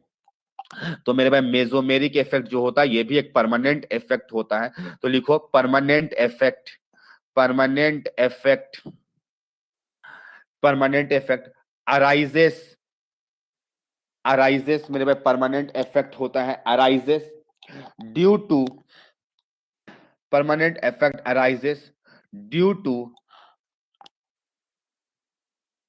परमानेंट इफेक्ट ऑफ लिखो मेरे भाई, यहां पे थोड़ा सा चेंज करो, of pi electron density arises due to P या फिर डी ऑर्बिटल हो। Permanent effect arise of pi electron density arises due to P और D orbital attached, attached adjacent, adjacent to a group, to a group, to a group, ठीक है, is known as, is known as resonance effect। मेरे भाई कोई effect arise होगा यानी increase होगा electron density या तो डिक्रीज होगा, डिपेंड करेगा ग्रुप में, तो पाई इलेक्ट्रॉन्स का शिफ्टिंग होगा। अब ये जी ले भी सकता है, दे भी सकता है, वो डिपेंड करेगा क्या क्या हो सकता है। तो हम तुम्हारे सामने दो टाइप्स के plus M group mesomeric effect रखने जा रहे हैं मेरे भाई। तुम्हारे सामने जिस तरीके से दो तरह का हमारे पास में प्लस आई ग्रुप और माइनस आई ग्रुप हुआ करता था, ठीक है, उसी तरीके से हमारे पास यहां पर दो तरह का मेसोमेरिक ग्रुप्स होते हैं। उसी टाइप से मेसोमेरिक इफेक्ट भी दो टाइप का होगा, एक सिस्टम का इलेक्ट्रॉन डेंसिटी को बढ़ाएगा और एक सिस्टम का इलेक्ट्रॉन डेंसिटी को घटाएगा मेरे भाई। तो यहां पर हम तुम्हें दिखलाने चाह रहे हैं, तुम्हें दिखलाने जा रहे हैं, तुम्हें जान करके अच्छा लगेगा, types of, types of mesomeric effect. मेरे भाई टाइप्स ऑफ मेसोमेरिक इफेक्ट बात करने जा रहे हैं। तो माय डियर स्टूडेंट ये दो टाइप्स के होते हैं, जिस तरीके से बाकी सारे होते थे इसी तरीके से ये भी होता है मेरे भाई। एक का नाम है प्लस एम। अच्छा मेरे भाई प्लस एम या प्लस रेजोनेंस इफेक्ट बोलोगे तो कहो तो आर भी लिखता है, तो ऐसा नहीं कि मत कहते नहीं इसलिए आप आर इफेक्ट नहीं पढ़ा है। तो प्लस एम या प्लस आर दोनों का मतलब सेम है, क्योंकि रेजोनेंस लिखोगे तो रेजोनेंस इफेक्ट बोल सकते हो, ठीक है, प्लस एम इफेक्ट। और मेरे पास माइनस एम या इसी को तुम माइनस आर इफेक्ट भी कह सकते हो, इसे ही तुम माइनस आर इफेक्ट भी कहते हो, बहुत लोग माइनस आर ही कहता है, ठीक है, बहुत लोग प्लस एम भी कहते हैं, हमारा आदत है प्लस एम बोलने का, ठीक है। तो आप भी मेरे टाइप से आप कंफर्टेबल एम वाले में हो जाएंगे। तो माय डियर स्टूडेंट यहां पे जैसे अगर ये सिस्टम है मेरे में, तो ये सिस्टम के बारे में हमको ये बताना, ये जी ग्रुप के पास में क्या हो, जी ग्रुप के पास में क्या होना चाहिए। इसके पास में वैकेंट ऑर्बिटल होना चाहिए तब ये सिस्टम का इलेक्ट्रॉन डेंसिटी बढ़ाएगा, या इसके पास में लोन पेयर होना चाहिए तब सिस्टम का इलेक्ट्रॉन डेंसिटी बढ़ाएगा, क्या लगता है तुम्हें? यस, लोन पेयर होना चाहिए, तब जाकर के ये लोन पेयर होगा मेरे भाई। इस पर इसको देना है तो ये देगा कब, जब इसके पास में इलेक्ट्रॉन ज्यादा होगा तो ये पाई इलेक्ट्रॉन्स इधर मूव करेगा। यानी मेरे भाई ये तब हो सकता है जब जी के बारे पास लोन पेयर हो। तो मेरे भाई अगर लोन पेयर वाले होंगे तो वो हमारे कैसे कैटेगरी पे आएंगे, वो प्लस एम इफेक्ट के कैटेगरी पे आएंगे, वो प्लस एम इफेक्ट के कैटेगरी में आएंगे।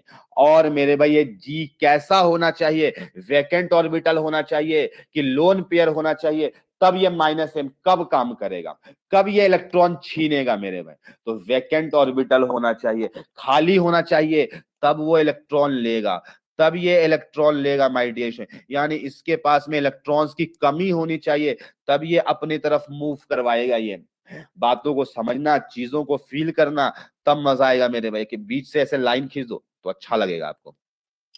तो जी के पास में माय डियर स्टूडेंट्स, जी के पास में अगर वैकेंट ऑर्बिटल हो, अगर वैकेंट ऑर्बिटल हो, वो का मतलब वैकेंट ऑर्बिटल, अच्छा तुम लोग नहीं समझ पाएगा मेरे में, वैकेंट ऑर्बिटल है, ठीक है, कंटेन्स वैकेंट ऑर्बिटल, तब जाकर के क्या होगा मेरे भाई, ये इलेक्ट्रॉन लेगा और सिस्टम का इलेक्ट्रॉन डेंसिटी डिक्रीज करेगा। ये एक केस है मेरे भाई। दूसरा केस और भी हो सकता है। तुमको सर और कौन सा हो सकता है मेरे भाई? जैसे मान लो यहाँ पे एक एग्जांपल तुम्हारे सामने पुट किए, यहाँ पर NH2 रखे थे, यहाँ पर NH2 रखे थे, तो आपको दिखाई दिया ये इलेक्ट्रॉन डेंसिटी बढ़ा रहा है, इलेक्ट्रॉन डेंसिटी बढ़ा रहा है, और आप देख पाए कि यहाँ पर NH2 अपना लोन पेयर दिया तो यहाँ पे माइनस चार्ज आया मेरे भाई। इसी तरीके से फिर देगा, फिर पैरा में आएगा, पैरा में आएगा, फिर ऑर्थो में। इतना हम जानते हैं कि आप पास आउट हो तो ऑर्थो मेटा पैरा मालूम होगा किसको बोलते हैं।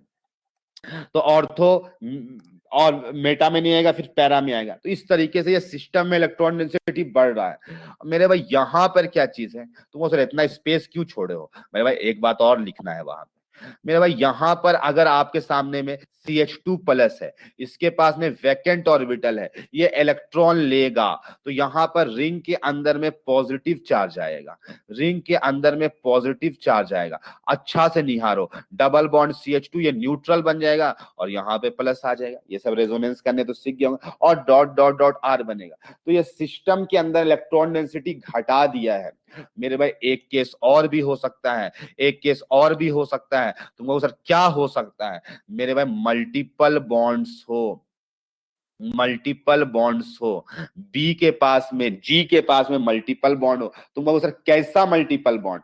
ऐसा मल्टीपल बॉन्ड मेरे भाई कि जैसे एक्स, एक्स ये Y है तो यहां पर इलेक्ट्रोनिगेटिविटी Y का ज्यादा होना चाहिए X से, इलेक्ट्रोनिगेटिविटी Y का ज्यादा होना चाहिए X से। ऐसा वाला केस का बात करें। हाँ, ट्रिपल बॉन्ड भी हो सकता है। तुम कहोगे सर हमारे मुंह पे एक एग्जाम्पल फेंकिए, तो मेरे भाई तुम्हारे लिए एग्जाम्पल बिल्कुल रेडी है। देखो यहाँ पर CHO वाला अभी तुम्हें दिए थे थोड़ी देर पहले मेरे भाई। ये ऑक्सीजन मोर इलेक्ट्रोनिगेटिव है, ये बॉन्ड इधर घूमेगा और मेरे भाई यहाँ पे प्लस आएगा तो यहाँ पे माइनस डेवलप करना पड़ेगा, तब प्लस आएगा यहाँ पे। देखो मगर बोर्ड पर, और देखते ही देखते एक स्ट्रक्चर तुम्हारे सामने बन जाएगा मेरे भाई। तो यहाँ पे देखो, यहाँ पे डबल बॉन्ड, यहाँ पे माइनस चार्ज, यहाँ पे H, और यहाँ पे मेरे भाई प्लस, यहाँ पे माइनस, यहाँ पे प्लस आया तो बॉन्ड बना लिया, और डॉट डॉट डॉट इसके बहुत सारे RS बनेंगे। तो मेरे भाई मल्टीपल बॉन्ड हो और वो क्या करे, वो इस तरीके से अरेंज हो कि वो इलेक्ट्रॉन्स को खींचे। यानी बाजू वाला जो होना चाहिए, ऊपर वाला ज्यादा इलेक्ट्रोनिगेटिव, यानी डायरेक्टली अटैच्ड हो वो कम इलेक्ट्रोनिगेटिव, उसके बाजू वाला जो होना चाहिए वो मोर इलेक्ट्रोनिगेटिव होना चाहिए, वो मोर इलेक्ट्रोनिगेटिव होना चाहिए मेरे भाई। तो ये बात आपको समझ में आ रहा होगा, ये चीजें तुम फील कर पा रहे होगे। ठीक है, अब तुम्हें हम यहां पर से कुछ प्रश्न देंगे मेरे भाई और चीजों को हम समझाएंगे। बहुत सारा चीज हमको समझाना है यहाँ पर। तो मेरे भाई एक एक करके तुम्हारे मुंह पे कुछ प्रश्न फेंकेंगे 10-15, और तुमको उसमें बताना है कि कौन प्लस M ग्रुप है, कौन माइनस M ग्रुप है। तो क्वेश्चन है मेरे भाई, classify classify each of the following, classify each of the following as plus M minus M both. कुछ ऐसे भी होंगे जो दो काम कर सकते हैं, बोथ और नन। ठीक है, ग्रुप्स, ग्रुप्स। ठीक है मेरे भाई, अब कुछ तुम्हारे सामने कुछ प्रश्न रखेंगे जिसमें आपको बताना है इसमें से ये प्लस M ग्रुप है, ये माइनस M ग्रुप है, ये कुछ नहीं करेगा या ये दोनों काम कर सकता है मेरे भाई। तो इस टाइप से चीजें आपको देखने को मिलेगी। तो मेरे भाई तुम्हें हम दे रहे हैं NO2, तो या तो बेंजीन में लगा लो या फिर किसी अल्कीन में लगा लो, काम चल जाएगा। तो NO2 के बारे में बताना, ये प्लस M ग्रुप है या माइनस M ग्रुप है। ठीक है, बस अपना जल्दी जल्दी बनाते जाओ मेरे भाई। हम दे रहे तुम्हारे सामने SH मेरे भाई, तुम्हें हम दे रहे हैं OH मेरे भाई, तुम्हें हम दे रहे हैं NH2। तुमको सर NH2 तो आप बता ही दिया, अरे भाई ले लो, अब मुंह पे आ गया तो लिख दिए हम NH2। तुम ले लो मेरे भाई, और ले लो NH2 ले लो, तुम ले लो CH2 प्लस ले लो मेरे भाई, तुम ले लो CH3 ले लो। तुम्हें और दे देते हैं मेरे भाई 7 नंबर, 7 नंबर तुम्हें हम दे देते हैं CH2 माइनस दे देते हैं मेरे भाई। तुम्हारे सामने में एग्जांपल रख रहे हैं BH2 रख रहे हैं, यानी ये G है, डैश और G मतलब बॉन्ड से अटैच्ड है मेरे भाई। तुम बेंजीन में लगा करके सोच सकते हो, कुछ नहीं समझ में आए तो बेंजीन में सोचो लगा करके इसे। 9th नंबर मेरे भाई, मेरे भाई NO तुम्हें दे रहे हैं, NO दे रहे हैं तुम्हें, ठीक है। माय डियर स्टूडेंट, तुम्हें हम दे रहे हैं SO2H दे रहे हैं, और मेरे भाई अभी तुम्हें और मिलेगा, फटाफट इसे बनाओ, हम थोड़ा नीचे कर रहे हैं, ठीक है। ये पहले तो 10 प्रश्न हम आपको दिए, 11वां नंबर, ऐसा नहीं कि यहाँ के बारे ऐसे चल दिए, नहीं, चल सकते हो वैसे। SO3H दे रहे हैं तुम्हें, SO3H तुम्हें दे रहे हैं मेरे भाई, 12th नंबर ले लो। और क्या दे रहे हो तुम्हें, क्या चाहते हो मेरे भाई, CN ले लो, CN, C triple bond N ले लो मेरे भाई, C ट्रिपल बॉन्ड N ले लो। वैसे क्वेश्चंस तो बहुत सारे दिए जा सकते हैं मेरे भाई, क्वेश्चंस का अपने पास कोई कमी नहीं है, ठीक है। मेरे भाई COOH दे दिए, ठीक है, COOH दे दिए, CHO दे दो, ले लो मेरे भाई, CHO वैसे करा ही दिए, कितना देंगे मेरे भाई, एक ही प्रश्न कितना लोगे, ठीक है। ठीक है मेरे भाई, इतना बनाओ, कुछ 12-13 प्रश्न हम आपको दिए हैं, उस सारे को बनाओ तुम उससे, ठीक है। मेरे भाई कुछ 15 कर देते, ये पेज को भर देते, ऐसा करते इस पेज को भर दिया जाए मेरे भाई। फ्लोरीन ले लो, फ्लोरीन ले लो, ठीक है, फ्लोरीन दे दिए मेरे भाई, चलो फ्लोरीन बना लो। OR बना लो मेरे भाई, OR, O और R का मतलब अल्काइल ग्रुप है, R का मतलब आप अल्काइल ग्रुप समझना, ठीक है, OR बना लो, ठीक है। एक दो एग्जांपल और दे देते हैं मेरे भाई, 16 नंबर, OCOCH3, OCOCH3, चलो फटाफट बनाओ जल्दी से।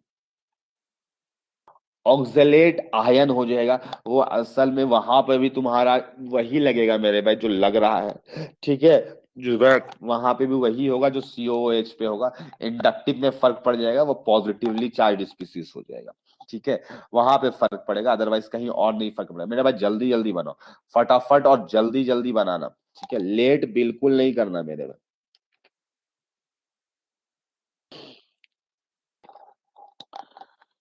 हो गया, वेरी गुड मेरे भाई,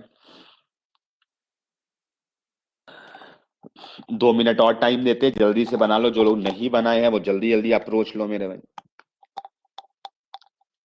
तो क्वेश्चंस बहुत सारे दिए जा सकते, बस आपको इतना होना चाहिए, कॉन्सेप्ट बिल्कुल बिल्कुल क्लियर हो जाना चाहिए, ठीक है।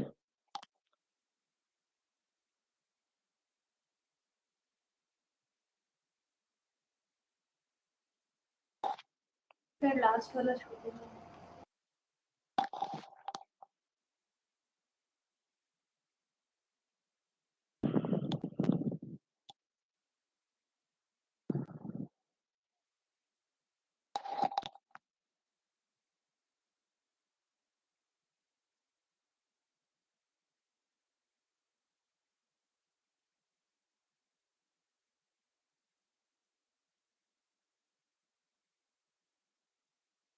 सबका कंप्लीट हो गया,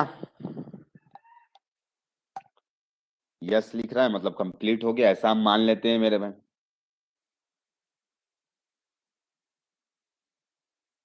तो चलो सवाल का जवाब में आते हैं, ठीक है। मेरे भाई NO2 का स्ट्रक्चर शायद आपको मालूम होगा, हम बनाए थे 1-2 दिन पहले, ठीक है। ये पाई बॉन्ड होता है और ऑक्सीजन ज्यादा इलेक्ट्रोनिगेटिव है, किसी को नहीं मालूम है तो मेरे भाई मैं ऐसा दिखला देते, ऐसा पाई बॉन्ड है, ये -M ग्रुप होता है, ये मोर electro X double bond Y, और Y ज्यादा इलेक्ट्रोनिगेटिव है, ये -M है।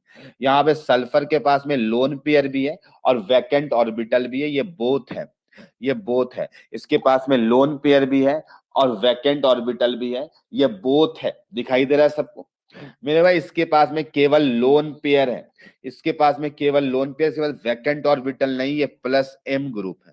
सेम इसी तरीके ऑक्सीजन की जगह पे नाइट्रोजन लगा दिया गया तो NH2, CH2 प्लस अभी आपको एग्जांपल दिए थे मेरे भाई, ये वैकेंट ऑर्बिटल है, -M ग्रुप है, CH3 नन है, ये कुछ नहीं करेगा, ना इसके पास लोन पेयर है, ना वैकेंट ऑर्बिटल है, ये कुछ भी नहीं कर सकता है मेरे भाई, ना पाई बॉन्ड है, कुछ भी नहीं है, ये नन है, ये नन कुछ भी नहीं करेगा, CH2 माइनस इसके पास में लोन पेयर है विथ नेगेटिव चार्ज है, तो ये रिंग के अंदर में बढ़ाएगा। जैसे कैसे बढ़ाता था मेरे भाई NH2, वैसे ये भी प्लस M ग्रुप है मेरे भाई। ये बोरॉन के पास में वैकेंट ऑर्बिटल है, ये वैकेंट ऑर्बिटल होने की वजह से ये माइनस M ग्रुप है। वैकेंट ऑर्बिटल होने की वजह से ये माइनस M ग्रुप है। ये नाइट्रोजन के पास लोन पेयर भी है और मल्टीपल बॉन्ड भी है और मोर इलेक्ट्रोनेगेटिव से कनेक्टेड है। ये बोथ है मेरे भाई, ये बोथ है, लोन पेयर भी है और मल्टीपल बॉन्ड भी है, वो भी मोर इलेक्ट्रोनेगेटिव के साथ में, तो ये बोथ है। यहाँ पे सल्फर के पास में एक लोन पेयर भी है और मल्टीपल बॉन्ड भी है, ये भी बोथ है, ये भी बोथ है मेरे भाई। ठीक है, SO3H यहाँ पे इसे निहारो तो इसके बाद लोन पेयर नहीं है लेकिन मल्टीपल बॉन्ड है, ये माइनस M ग्रुप है, ये माइनस M ग्रुप है। यहाँ पे कार्बन भी माइनस M ग्रुप है, इसका स्ट्रक्चर मालूम होगा तुम्हें। ठीक है, ऑक्सीजन OH की जगह में OCH3 OC2H5, तो ये सब ऑक्सीजन के पास में लोन पेयर है केवल, तो प्लस M ग्रुप है। यहाँ पे लोन पेयर नहीं है लेकिन मल्टीपल बॉन्ड है, ये माइनस M ग्रुप है। यहाँ पे केवल लोन पेयर है, कोई वैकेंट ऑर्बिटल नहीं है मेरे भाई, तो ये प्लस M ग्रुप है।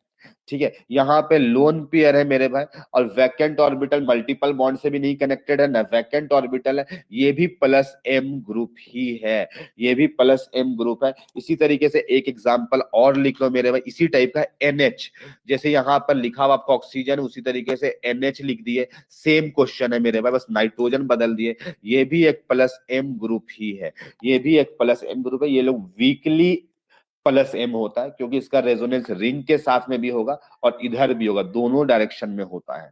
ठीक है, तो इसको वीकली बोला जाता है, जो कि हम लोग डिटेल में देखेंगे। कहां पे देखेंगे? इलेक्ट्रोफिलिक एरोमेटिक सब्स्टिट्यूशन चैप्टर के अंदर में डिटेल में जानेंगे क्या होता है। तो मेरे भाई कोई ऐसा जिसका सारा के सारा सही हुआ हो, जिसका सारा के सारा सही हुआ हो? रितु का, वेरी गुड रितु। ठीक है, तो ठीक है, कोई बात नहीं, गलत होता है फर्स्ट बार, फर्स्ट टाइम में। ऐसा नहीं कि नहीं सीख रहे हो, सीखना जरूरी है मेरे में। कैसे सोचते हैं ये आपको पता चल जाना चाहिए। ठीक है, वही ज्यादा इंपॉर्टेंट है आपके लिए। ठीक है, तो आगे बढ़ते हैं मेरे भाई। एक पहले हम आपको बता देते हैं किसको कौन सा पोजीशन बोलते हैं, क्योंकि वैसा वर्ड मान लो किसी को नहीं पता होगा मेरे भाई तो दिक्कत आ सकता है। तो मेरे भाई अगर ये G ग्रुप है, अगर ये G कोई ग्रुप है मेरे भाई, ठीक है, तो इसका ये वाला पोजीशन को हम लोग ऑर्थो बोलते हैं। क्या बोलते हैं? ऑर्थो, O से रिप्रेजेंट करते हैं। इस वाले को मेटा बोलते हैं, इस वाले को मेटा बोलते हैं, इस वाले को पैरा बोलते हैं, इस वाले को पैरा बोलते हैं मेरे भाई। वैसे ही जो G ग्रुप से सबसे क्लोजर हो वो ऑर्थो हो जाएगा, उसके बाद वाला मेटा हो जाता है। ठीक है, इसी तरीके से। और मेरे भाई ये पोजीशन का भी एक नाम होता है जिसको हम लोग इप्सो बोलते हैं, इस पोजीशन को इप्सो बोला जाता है। ठीक है, एक सेकंड माय डियर से CMA सर का कॉल आ रहा है, ठीक है, हम उठा लेते हैं।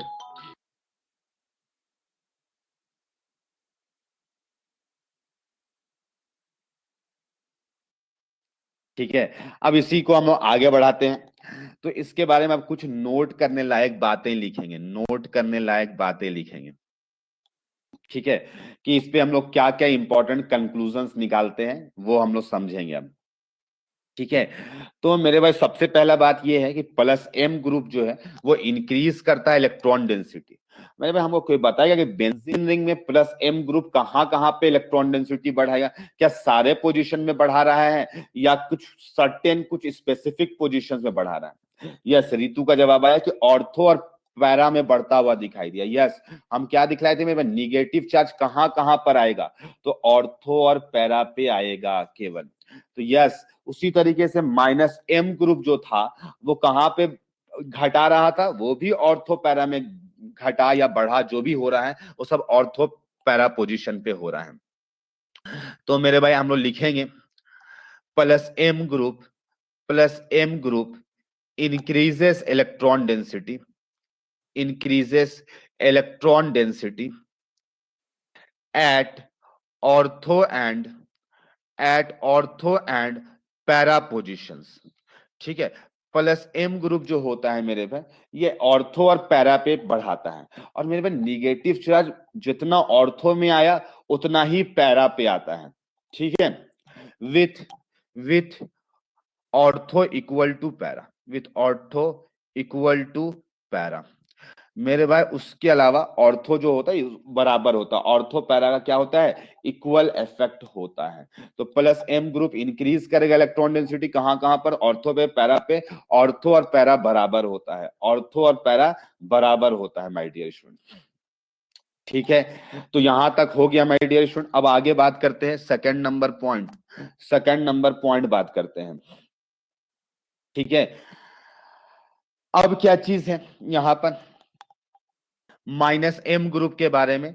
Minus M group decreases electron density, ये तो बात समझ में आता है कि इलेक्ट्रॉन डेंसिटी घटाएगा। Decreases electron density at ortho and para position, ortho and para position. ठीक है, with ortho equal to para, with ortho equal to para. मेरे में ऑर्थो और पैरा पोजिशन में इक्वल अमाउंट से घटेगा।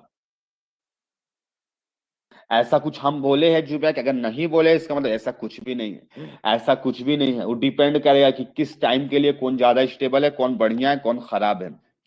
ठीक है मेरे भाई, हम ये बोल रहे ऑर्थो में और पैरा में इक्वल इफेक्ट लगाता है, इसका मतलब डिस्टेंस से कोई मतलब नहीं है।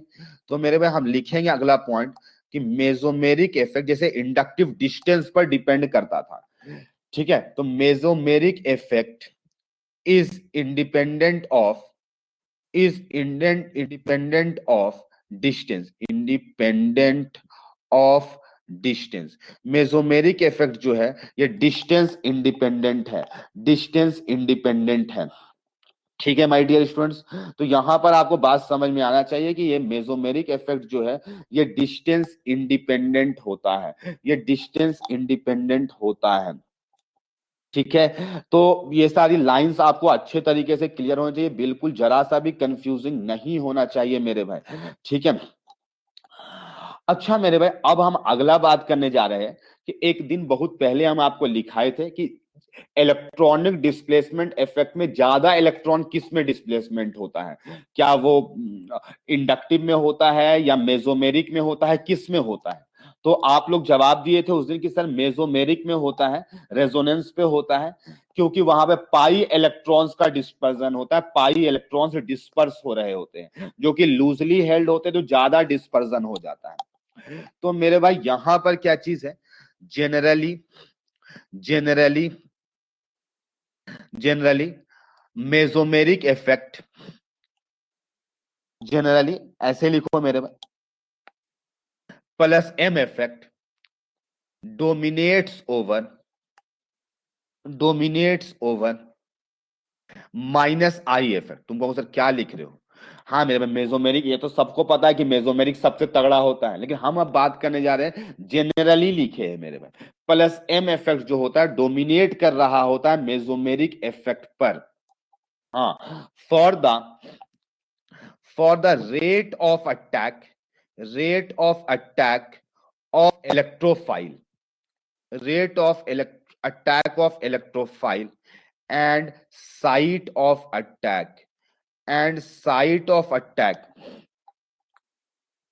and site of attack, plus M effect जो होता है वो डोमिनेट कर रहा होता है माइनस आई इफेक्ट पर, अटैक करने के लिए इलेक्ट्रोफाइल के लिए, और साइट पर भी डोमिनेट करता है। ठीक है, प्लस एम इफेक्ट जो होता है वो डोमिनेट कर रहा होता है माइनस आई इफेक्ट पर, अटैक के लिए भी इलेक्ट्रोफाइल का और साइट के लिए भी डोमिनेट कर रहा होता है। मेरे पहला एक बात आपको समझ में आया होगा, एक बात तुम्हें समझ आया होगा, लेकिन ये सब क्या लाइंस है, मतलब तुमको क्या लग रहा है ये सब लाइंस है। तो मेरे भाई दिखलाते हैं तुम एग्जाम्पल हम क्या कहना चाहते हैं। जैसे ना तुम्हारे सामने एक एग्जाम्पल रखे हम NH2, बेंजीन रिंग पर NH2। तो अभी लाइंस अभी तुमको हमको पता अच्छे तरीके से नहीं समझ आया होगा, लेकिन अब हम तुमको समझ में आएगा जो चीजें हम बताएंगे तुम्हें। मेरे भाई ये प्लस एम इफेक्ट से रिंग में इलेक्ट्रॉन डेंसिटी बढ़ा रहा है। कौन सा इलेक्ट्रॉन डेंसिटी बढ़ा रहा है, पाई इलेक्ट्रॉन डेंसिटी बढ़ा रहा है। ये रिंग में pi electron density plus M effect से बढ़ा रहा है, लेकिन ये माइनस आई इफेक्ट लगा करके सिग्मा इलेक्ट्रॉन्स डेंसिटी को घटा रहा है। सिग्मा इलेक्ट्रॉन डेंसिटी को माइनस आई इफेक्ट लगा करके ये घटा रहा है। ठीक है, प्लस एम इफेक्ट लगा करके ये क्या कर रहा है, पाई इलेक्ट्रॉन डेंसिटी रिंग में इंक्रीज कर रहा है और माइनस आई इफेक्ट लगा करके सिग्मा इलेक्ट्रॉन डेंसिटी को क्या कर रहा है, डिक्रीज कर रहा है। तुम देख रहे हो। तो सवाल है कि इलेक्ट्रोफाइल, इलेक्ट्रोफाइल वो होता है जिसको इलेक्ट्रॉन चाहिए होता है, इलेक्ट्रोफाइल को इलेक्ट्रॉन चाहिए होता है। तो मेरे भाई इलेक्ट्रोफाइल अब कैसे सोचेगा, मान लो कि एक कंटेनर है और एक कंटेनर में आपको बेंजीन रिंग है, एक बेंजीन रिंग है और एक आपको कंटेनर में, उसी सेम कंटेनर में आपके पास में एनिलीन है। तो सवाल है कि अब इलेक्ट्रोफाइल आया और इलेक्ट्रोफाइल को इलेक्ट्रॉन चाहिए, इलेक्ट्रॉन चाहिए। हाँ, अटैक जो होगा वो रिंग में ही होगा, अटैक जो होगा वो रिंग में ही होगा। तो सवाल ये है कि अगर इलेक्ट्रोफाइल आ रहा है इस कंटेनर के अंदर पे, तो किसको अटैक करेगा, बेंजीन को अटैक करेगा या एनिलीन को अटैक करेगा, ये सोचना है मेरे भाई। क्या कि हमको पता करना है कि मेसोमेरिक डोमिनेट करता है कि माइनस आई, प्लस एम डोमिनेट करता है कि माइनस आई। ये तो पता है हम लोग इन जनरल कि मेसोमेरिक डोमिनेट करता है माइनस आई के ऊपर, ठीक है। लेकिन मेरे भाई हम क्या कह रहे हैं कि अगर ये माइनस आई डोमिनेट करता होगा तो मेरे भाई इस हिसाब से तो इस रिंग में इलेक्ट्रॉन डेंसिटी कम हो जाएगा, क्योंकि प्लस एम बढ़ाया लेकिन माइनस आई घटा दिया, पूरा घटा देगा, खींच लेगा रिंग से इलेक्ट्रॉन। अगर ये नेट ज्यादा होगा तो इस पे कम हो जाएगा, इस पे तो ज्यादा रह जाएगा, उस हिसाब से बेंजीन रिंग में ज्यादा रह जाएगा इसमें। तो मेरे भाई ये जाता है और ये जा करके ये अटैक करता है एनिलीन के ऊपर, एनिलीन पे अटैक होता है, इसको अटैक करता है। इससे क्या समझ में आया कि मेसोमेरिक इफेक्ट डोमिनेट कर रहा होता है, मेसोमेरिक इफेक्ट ज्यादा बढ़ाया है और इंडक्टिव कम घटाया है। यानी कि मेरे भाई इसका मतलब यही समझ में आया कि जो मेसोमेरिक इफेक्ट था, ये प्लस एम जो था वो डोमिनेट कर रहा है माइनस आई के ऊपर। ये लाइन तुम्हें समझ में आना चाहिए, ये लाइन समझ में आना चाहिए, ठीक है। प्लस एम क्या हो रहा है, डोमिनेट कर रहा है माइनस आई के ऊपर, ठीक है। प्लस एम इफेक्ट डोमिनेट कर रहा है माइनस आई के ऊपर। ये बात समझ में आया सब कोई को।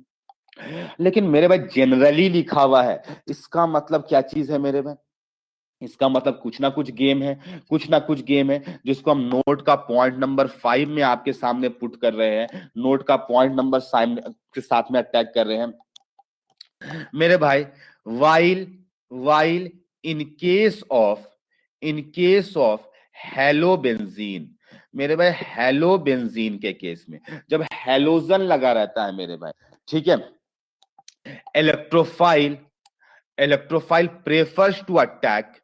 prefers to attack in benzene, attack in benzene. मेरे भाई अब क्या हुआ, अब क्या हुआ, एक कंटेनर फिर से आपके सामने रखा गया है, एक कंटेनर फिर से आपके सामने रखा गया है जिसमें एक तुम्हारे पास बेंजीन है और मेरे भाई एक जो तुम्हारे पास में है, एक में जो हैलोजन है मेरे भाई, ये एक्स है, एक्स का मतलब हैलोजन होता है। अब क्या चीज है, यहां पे अच्छे तरीके से निहारो तो इलेक्ट्रोफाइल आया, इलेक्ट्रोफाइल यहां पे हैलोजन के पास में भी लोन पेयर है, प्लस एम है और माइनस आई ये भी है, ये भी है। लेकिन ये प्रेफर करता है, जब इसको डाला गया तो इस पे अटैक करता है। इसका मतलब क्या समझ में आया, ये भी प्लस एम था, ऊपर वाला भी प्लस एम और माइनस आई था, लेकिन इस केस में अटैकिंग जो हो गया, इस केस में जो अटैकिंग हो गया मेरे भाई, उसमें तो दिखाई दे रहा है, उस पे तो दिखाई दे रहा है कि इसमें माइनस आई डोमिनेट कर रहा है प्लस एम पर। यस, हेलोजन के केस पे, हेलोजन के केस में माइनस आई डोमिनेट कर रहा होता है और हेलोजन के केस में माइनस आई और बाकी सारे केसेस में प्लस एम डोमिनेट कर रहा होता है। आया बात समझ में? तो इस बात को याद रखिएगा कि हेलो बेंजीन रहेगा तो वहां पे इंडक्टिव ज्यादा तगड़ा हो जाता है, क्योंकि आपको पता होना चाहिए कि हेलोजन्स बहुत ज्यादा इलेक्ट्रोनिगेटिव होते हैं।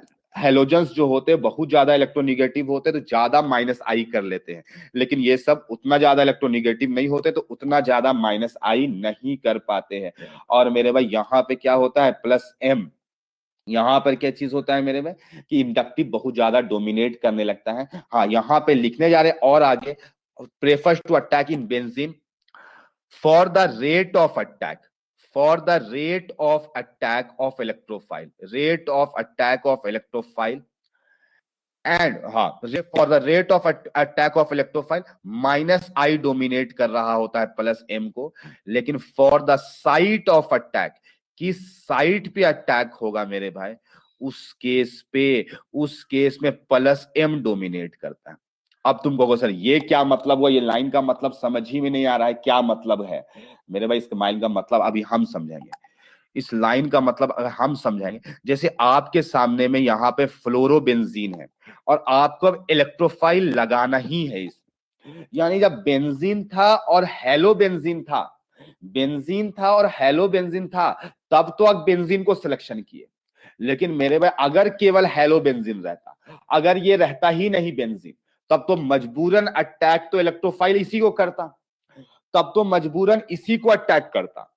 तो मेरे भाई तब इसको अटैक करता तो ऑर्थो में अटैक करता कि मेटा में करता कि पैरा में करता, ये बात है मेरे भाई। तो यहां पर देखा क्या जाता है कि इलेक्ट्रोफाइल ऑर्थो में और पैरा में अटैक करता है, यानी मेजर प्रोडक्ट्स जो बनते हैं वो ऑर्थो में और पैरा में बनते हैं, ये मेजर प्रोडक्ट्स होते हैं। तो इसका मतलब मेसोमेरिक ही इलेक्ट्रॉन डेंसिटी कहां पे बढ़ाता है, ऑर्थो में और पैरा में, यानी कि अटैक के लिए रिस्पॉन्सिबल है मेसोमेरिक इफेक्ट, लेकिन अगर दो चीज होगा उसके लिए रिस्पॉन्सिबल था माइनस आई। तो आई होप ये लाइंस बिल्कुल अच्छे तरीके से तुम्हें क्लियर हो गया होगा।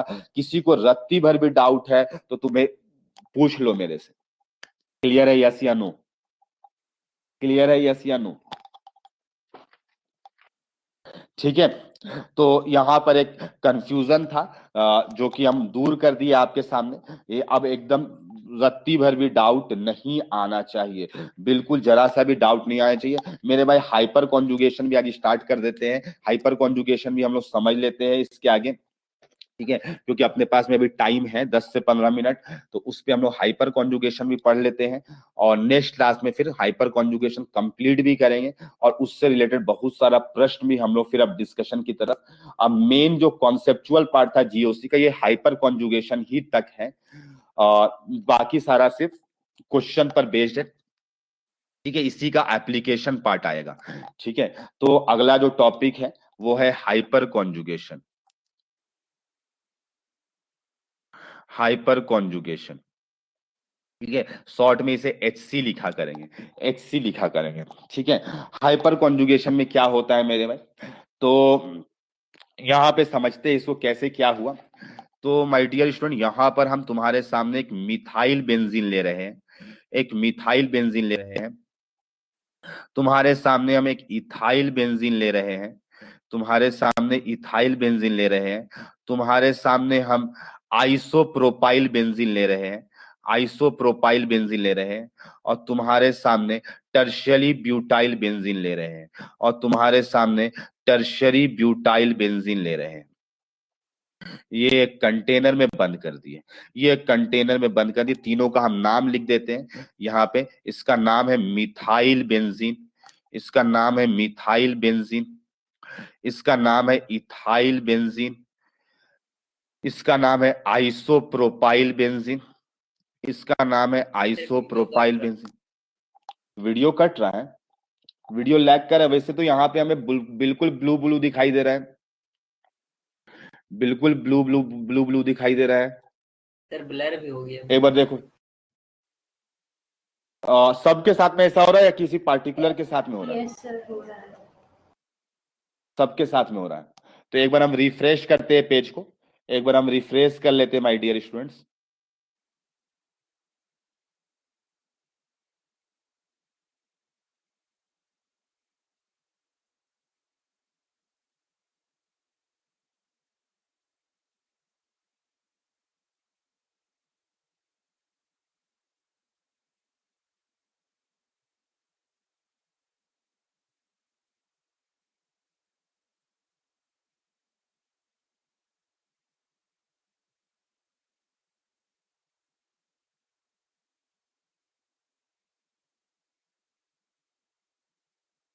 अब देखते हैं कि ठीक हो रहा है या नहीं हो रहा है।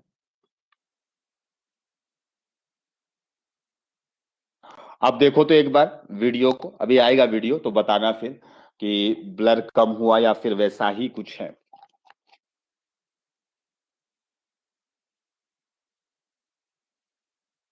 देखो तो अब ऐसा ही है। ये सही है, यस सर। ब्लर ही आ रहा है, तो शायद वेबसाइट का कुछ इश्यू होगा, क्योंकि यहाँ पे मेरा नेटवर्क इश्यू बिल्कुल सही है, कहीं से भी कोई दिक्कत नहीं है, बिल्कुल ब्लू भी दिखाई दे रहा है। ठीक है, एकदम सारे स्टूडेंट्स के साथ में ऐसा हो रहा है या फिर किसी किसी के साथ में हो रहा है ऐसा?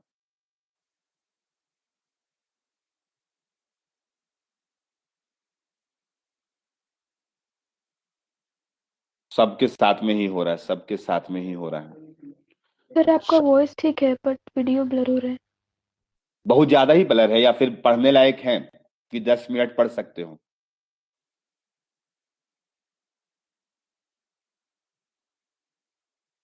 मोबाइल गर्म से क्या मतलब है, काम चल जाएगा। चलो थोड़ा सा पढ़ाते हैं, ज्यादा तो नहीं है, 7-8 मिनट बचा हुआ, कंटिन्यू कर लेते हैं बस।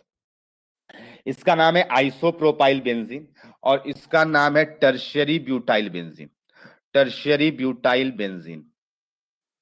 ठीक है, तो यहां पे अगर बात करें तो पहले जो कॉन्सेप्ट था, यहां पे जो कॉन्सेप्ट था, हम लोग के पास भी बहुत पहले की बात है ये सारा, जिस टाइम में हाइपर कॉन्जुगेशन का कॉन्सेप्ट आ रहा था, तो उस टाइम में रेजोनेंस को जाना जाता था, इंडक्टिव इफेक्ट को जाना जाता था, हाइपर कॉन्जुगेशन के बारे में उस टाइम में नहीं जाना जाता था।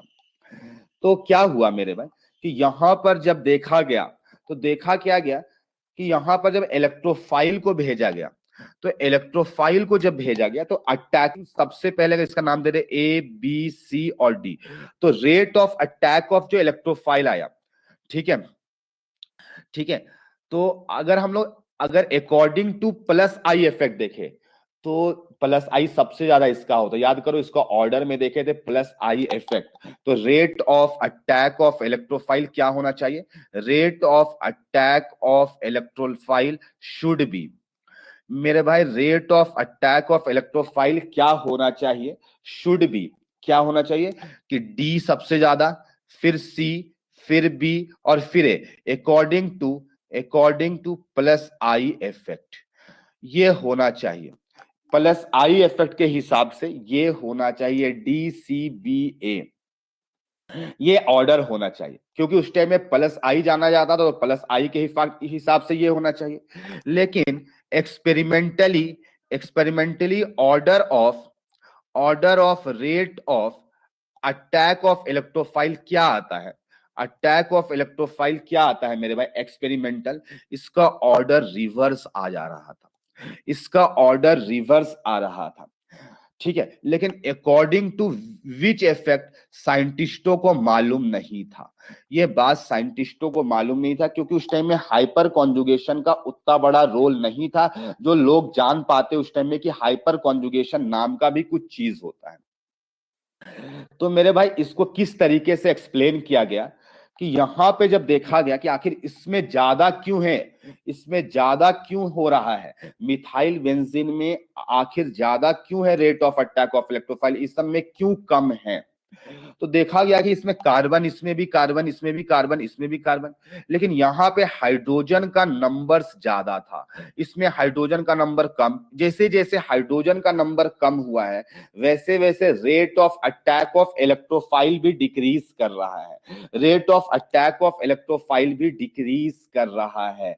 तो मेरे भाई इसके मतलब क्या समझ में आ रहा है कि जरूर ये CH बॉन्ड कुछ ना कुछ इन्वॉल्व है, ये CH बॉन्ड का कुछ ना कुछ इन्वॉल्वमेंट है मेरे भाई, इसी वजह से ऐसा हो रहा है, CH बॉन्ड का कुछ ना कुछ इन्वॉल्वमेंट है जिसकी वजह से ऐसा हो रहा है।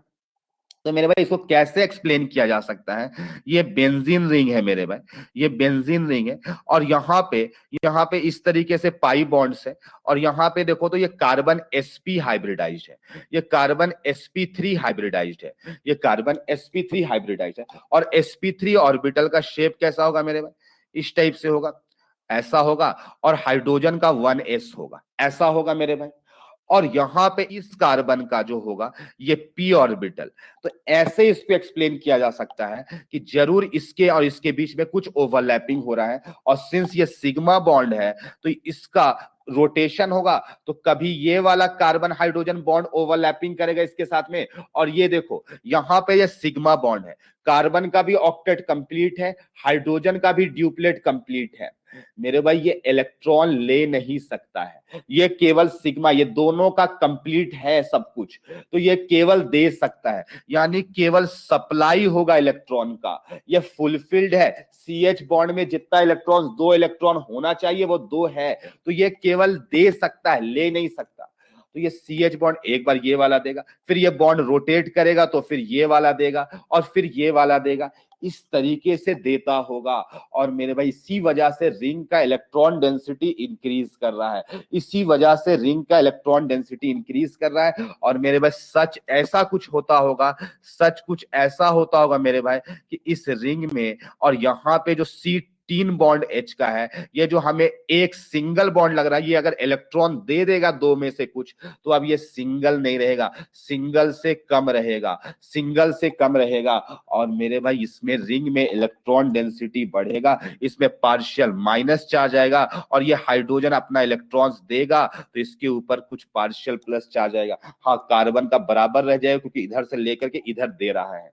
तो कुछ इस टाइप से इसको एक्सप्लेन किया जा सकता है, जिसमें जितना ज्यादा CH बॉन्ड होगा वो उतना ही ज्यादा इलेक्ट्रॉन डेंसिटी ट्रांसफर कर पाएगा, जिसमें जितना ज्यादा CH बॉन्ड होगा उस पे उतना ही ज्यादा इलेक्ट्रॉन डेंसिटी ट्रांसफर हो पाएगा। तो माय डियर स्टूडेंट, यहां पे हम लिखने जा रहे हैं it can be explained, it can be explained. इसको कैसे एक्सप्लेन किया जा सकता है? बाय कंसीडरिंग द, बस आज ये डेफिनेशन लिख के हम छोड़ देंगे क्योंकि ब्लर भी है, ठीक है। By considering the overlapping of sigma CH bond, मेरे भाई ये कार्बन है बेंजीन से रिंग से अटैच्ड, इसके बाजू वाले कार्बन को बेंजाइलिक कार्बन कहते हैं। Sigma CH bond of benzylic carbon, benzylic, benzene के जो जस्ट बाजू में कार्बन रहता है उसको बेंजाइलिक कार्बन कहते हैं। With p orbital of benzene, मेरे भाई p ऑर्बिटल बेंजीन के साथ में ये ओवरलैपिंग हो रहा है, इसी वजह से इलेक्ट्रॉन डेंसिटी बढ़ता हुआ रियल ये आंसर आ रहा है। तो ये क्यों एक्सप्लेन कैसे करेंगे? तो इसको एक्सप्लेन ऐसे ही किया जा सकता है कि इसका सिग्मा इलेक्ट्रॉन इसके p ऑर्बिटल पे आ रहा होगा। कौन सा सिग्मा इलेक्ट्रॉन? जो बेंजाइलिक कार्बन का CH बॉन्ड है उसका वाला आ रहा है। मेरे भाई अब जितना ज्यादा CH बॉन्ड होगा उतना ही ज्यादा ओवरलैपिंग होगा, extent of overlapping, higher the number of, जितना ज्यादा CH बॉन्ड होगा higher the number of sigma CH bond, मेरे भाई जितना ज्यादा होगा higher would be the extent of overlapping, and इसकी वजह से क्या होगा? And higher the electron density in the ring, and higher would be the electron density in the ring, higher would be the electron density in the ring. मेरे में जितना ज्यादा CH bond होगा, सिग्मा CH बॉन्ड होगा, उतना ही ज्यादा overlapping होगा, और उतना ही ज्यादा क्या होगा? इलेक्ट्रॉन डेंसिटी होगा रिंग में। और इसी फेनोमेना को हम लोग हाइपर कॉन्जुगेशन कहते हैं। This phenomena is known as hyperconjugation. मेरे भाई यही एक्सप्लेन, यहीं पर से ये आया है हाइपर कॉन्जुगेशन का concept. This phenomena is known as hyperconjugation. तो मेरे भाई यहां तक बताओ सबको क्लियर है? यस या नो जल्दी से बताओ। तो मेरे भाई इसके नोट का पॉइंट्स को हम लोग नेक्स्ट क्लास पे लिखेंगे, डिटेल में समझेंगे, और फिर हम लोग इसमें बहुत सारा काम करेंगे, ठीक है। चैप्टर का मेन पार्ट यही था, अब इसका एप्लीकेशंस पार्ट में हम लोग नेक्स्ट क्लास में शिफ्ट भी कर जाएंगे, ठीक है। तो आज के लिए इतना ही रहेगा। Okay, thank you students. था क्या चीज था? ये चारों कंपाउंड्स थे, तो चारों कंपाउंड्स थे मेरे भाई। तो यहाँ पे rate of attack of electrophile का ऑर्डर ये होना चाहिए था +I, क्योंकि +I सबसे ज्यादा ये करता है ऋषिकेश, ठीक है, अंकित, और मेरे भाई उसके बाद ये करेगा, उसके बाद ये करेगा, उसके बाद ये करेगा, ठीक है। तो रेट ऑफ अटैक ये होना चाहिए, बट एक्सपेरिमेंटली क्या आया, इसका जस्ट रिवर्स आ गया। तो आखिर ऐसा क्या हो सकता है? तो इसको एक्सप्लेन देखा गया कि इसमें कार्बन है, इसमें भी कार्बन है, इसमें भी कार्बन, इसमें भी कार्बन बाजू में अटैच है, लेकिन इसमें हाइड्रोजन का नंबर ज्यादा है, जो अटैच्ड कार्बन से हाइड्रोजन है, इसमें कम है, इसमें और कम है। तो मेरे भाई यहाँ पे देखा गया कि हाइड्रोजन की वजह से कुछ इफेक्ट होता होगा। तो इसको एक्सप्लेन ऐसे किया गया कि जरूर sp3 जो ऑर्बिटल है, जो CH ऑर्बिटल, CH बॉन्ड का, वही यहाँ पर ओवरलैपिंग कर लेता होगा, और इस यहाँ तो इलेक्ट्रॉन्स पहले ही से था, तो ये थोड़ा सा अपना वाला पार्ट को ट्रांसफर करता होगा, और सिग्मा इलेक्ट्रॉन्स ट्रांसफर होगा रिंग में, और जिसकी वजह से रिंग में इलेक्ट्रॉन डेंसिटी बढ़ेगा। तो जिसमें जितना ज्यादा CH बॉन्ड होगा उतना ही ज्यादा इलेक्ट्रॉन डेंसिटी होगा। इसीलिए इलेक्ट्रोफाइल सबसे पहले किसको अटैक कर रहा था? A को, फिर B को, फिर C को, फिर D को। समझ आया? तो इसी फेनोमेना को हम लोग हाइपर कॉन्जुगेशन का नाम दिया अंकित। ठीक है। हाँ, ऋषिकेश पूछ रहा है एडवांस के पेपर में 18 क्वेश्चंस होंगे, तुम लोग के 18 क्वेश्चंस होंगे, उसको बनाना अच्छे से, ठीक ठाक क्वेश्चंस रहेंगे। ठीक है।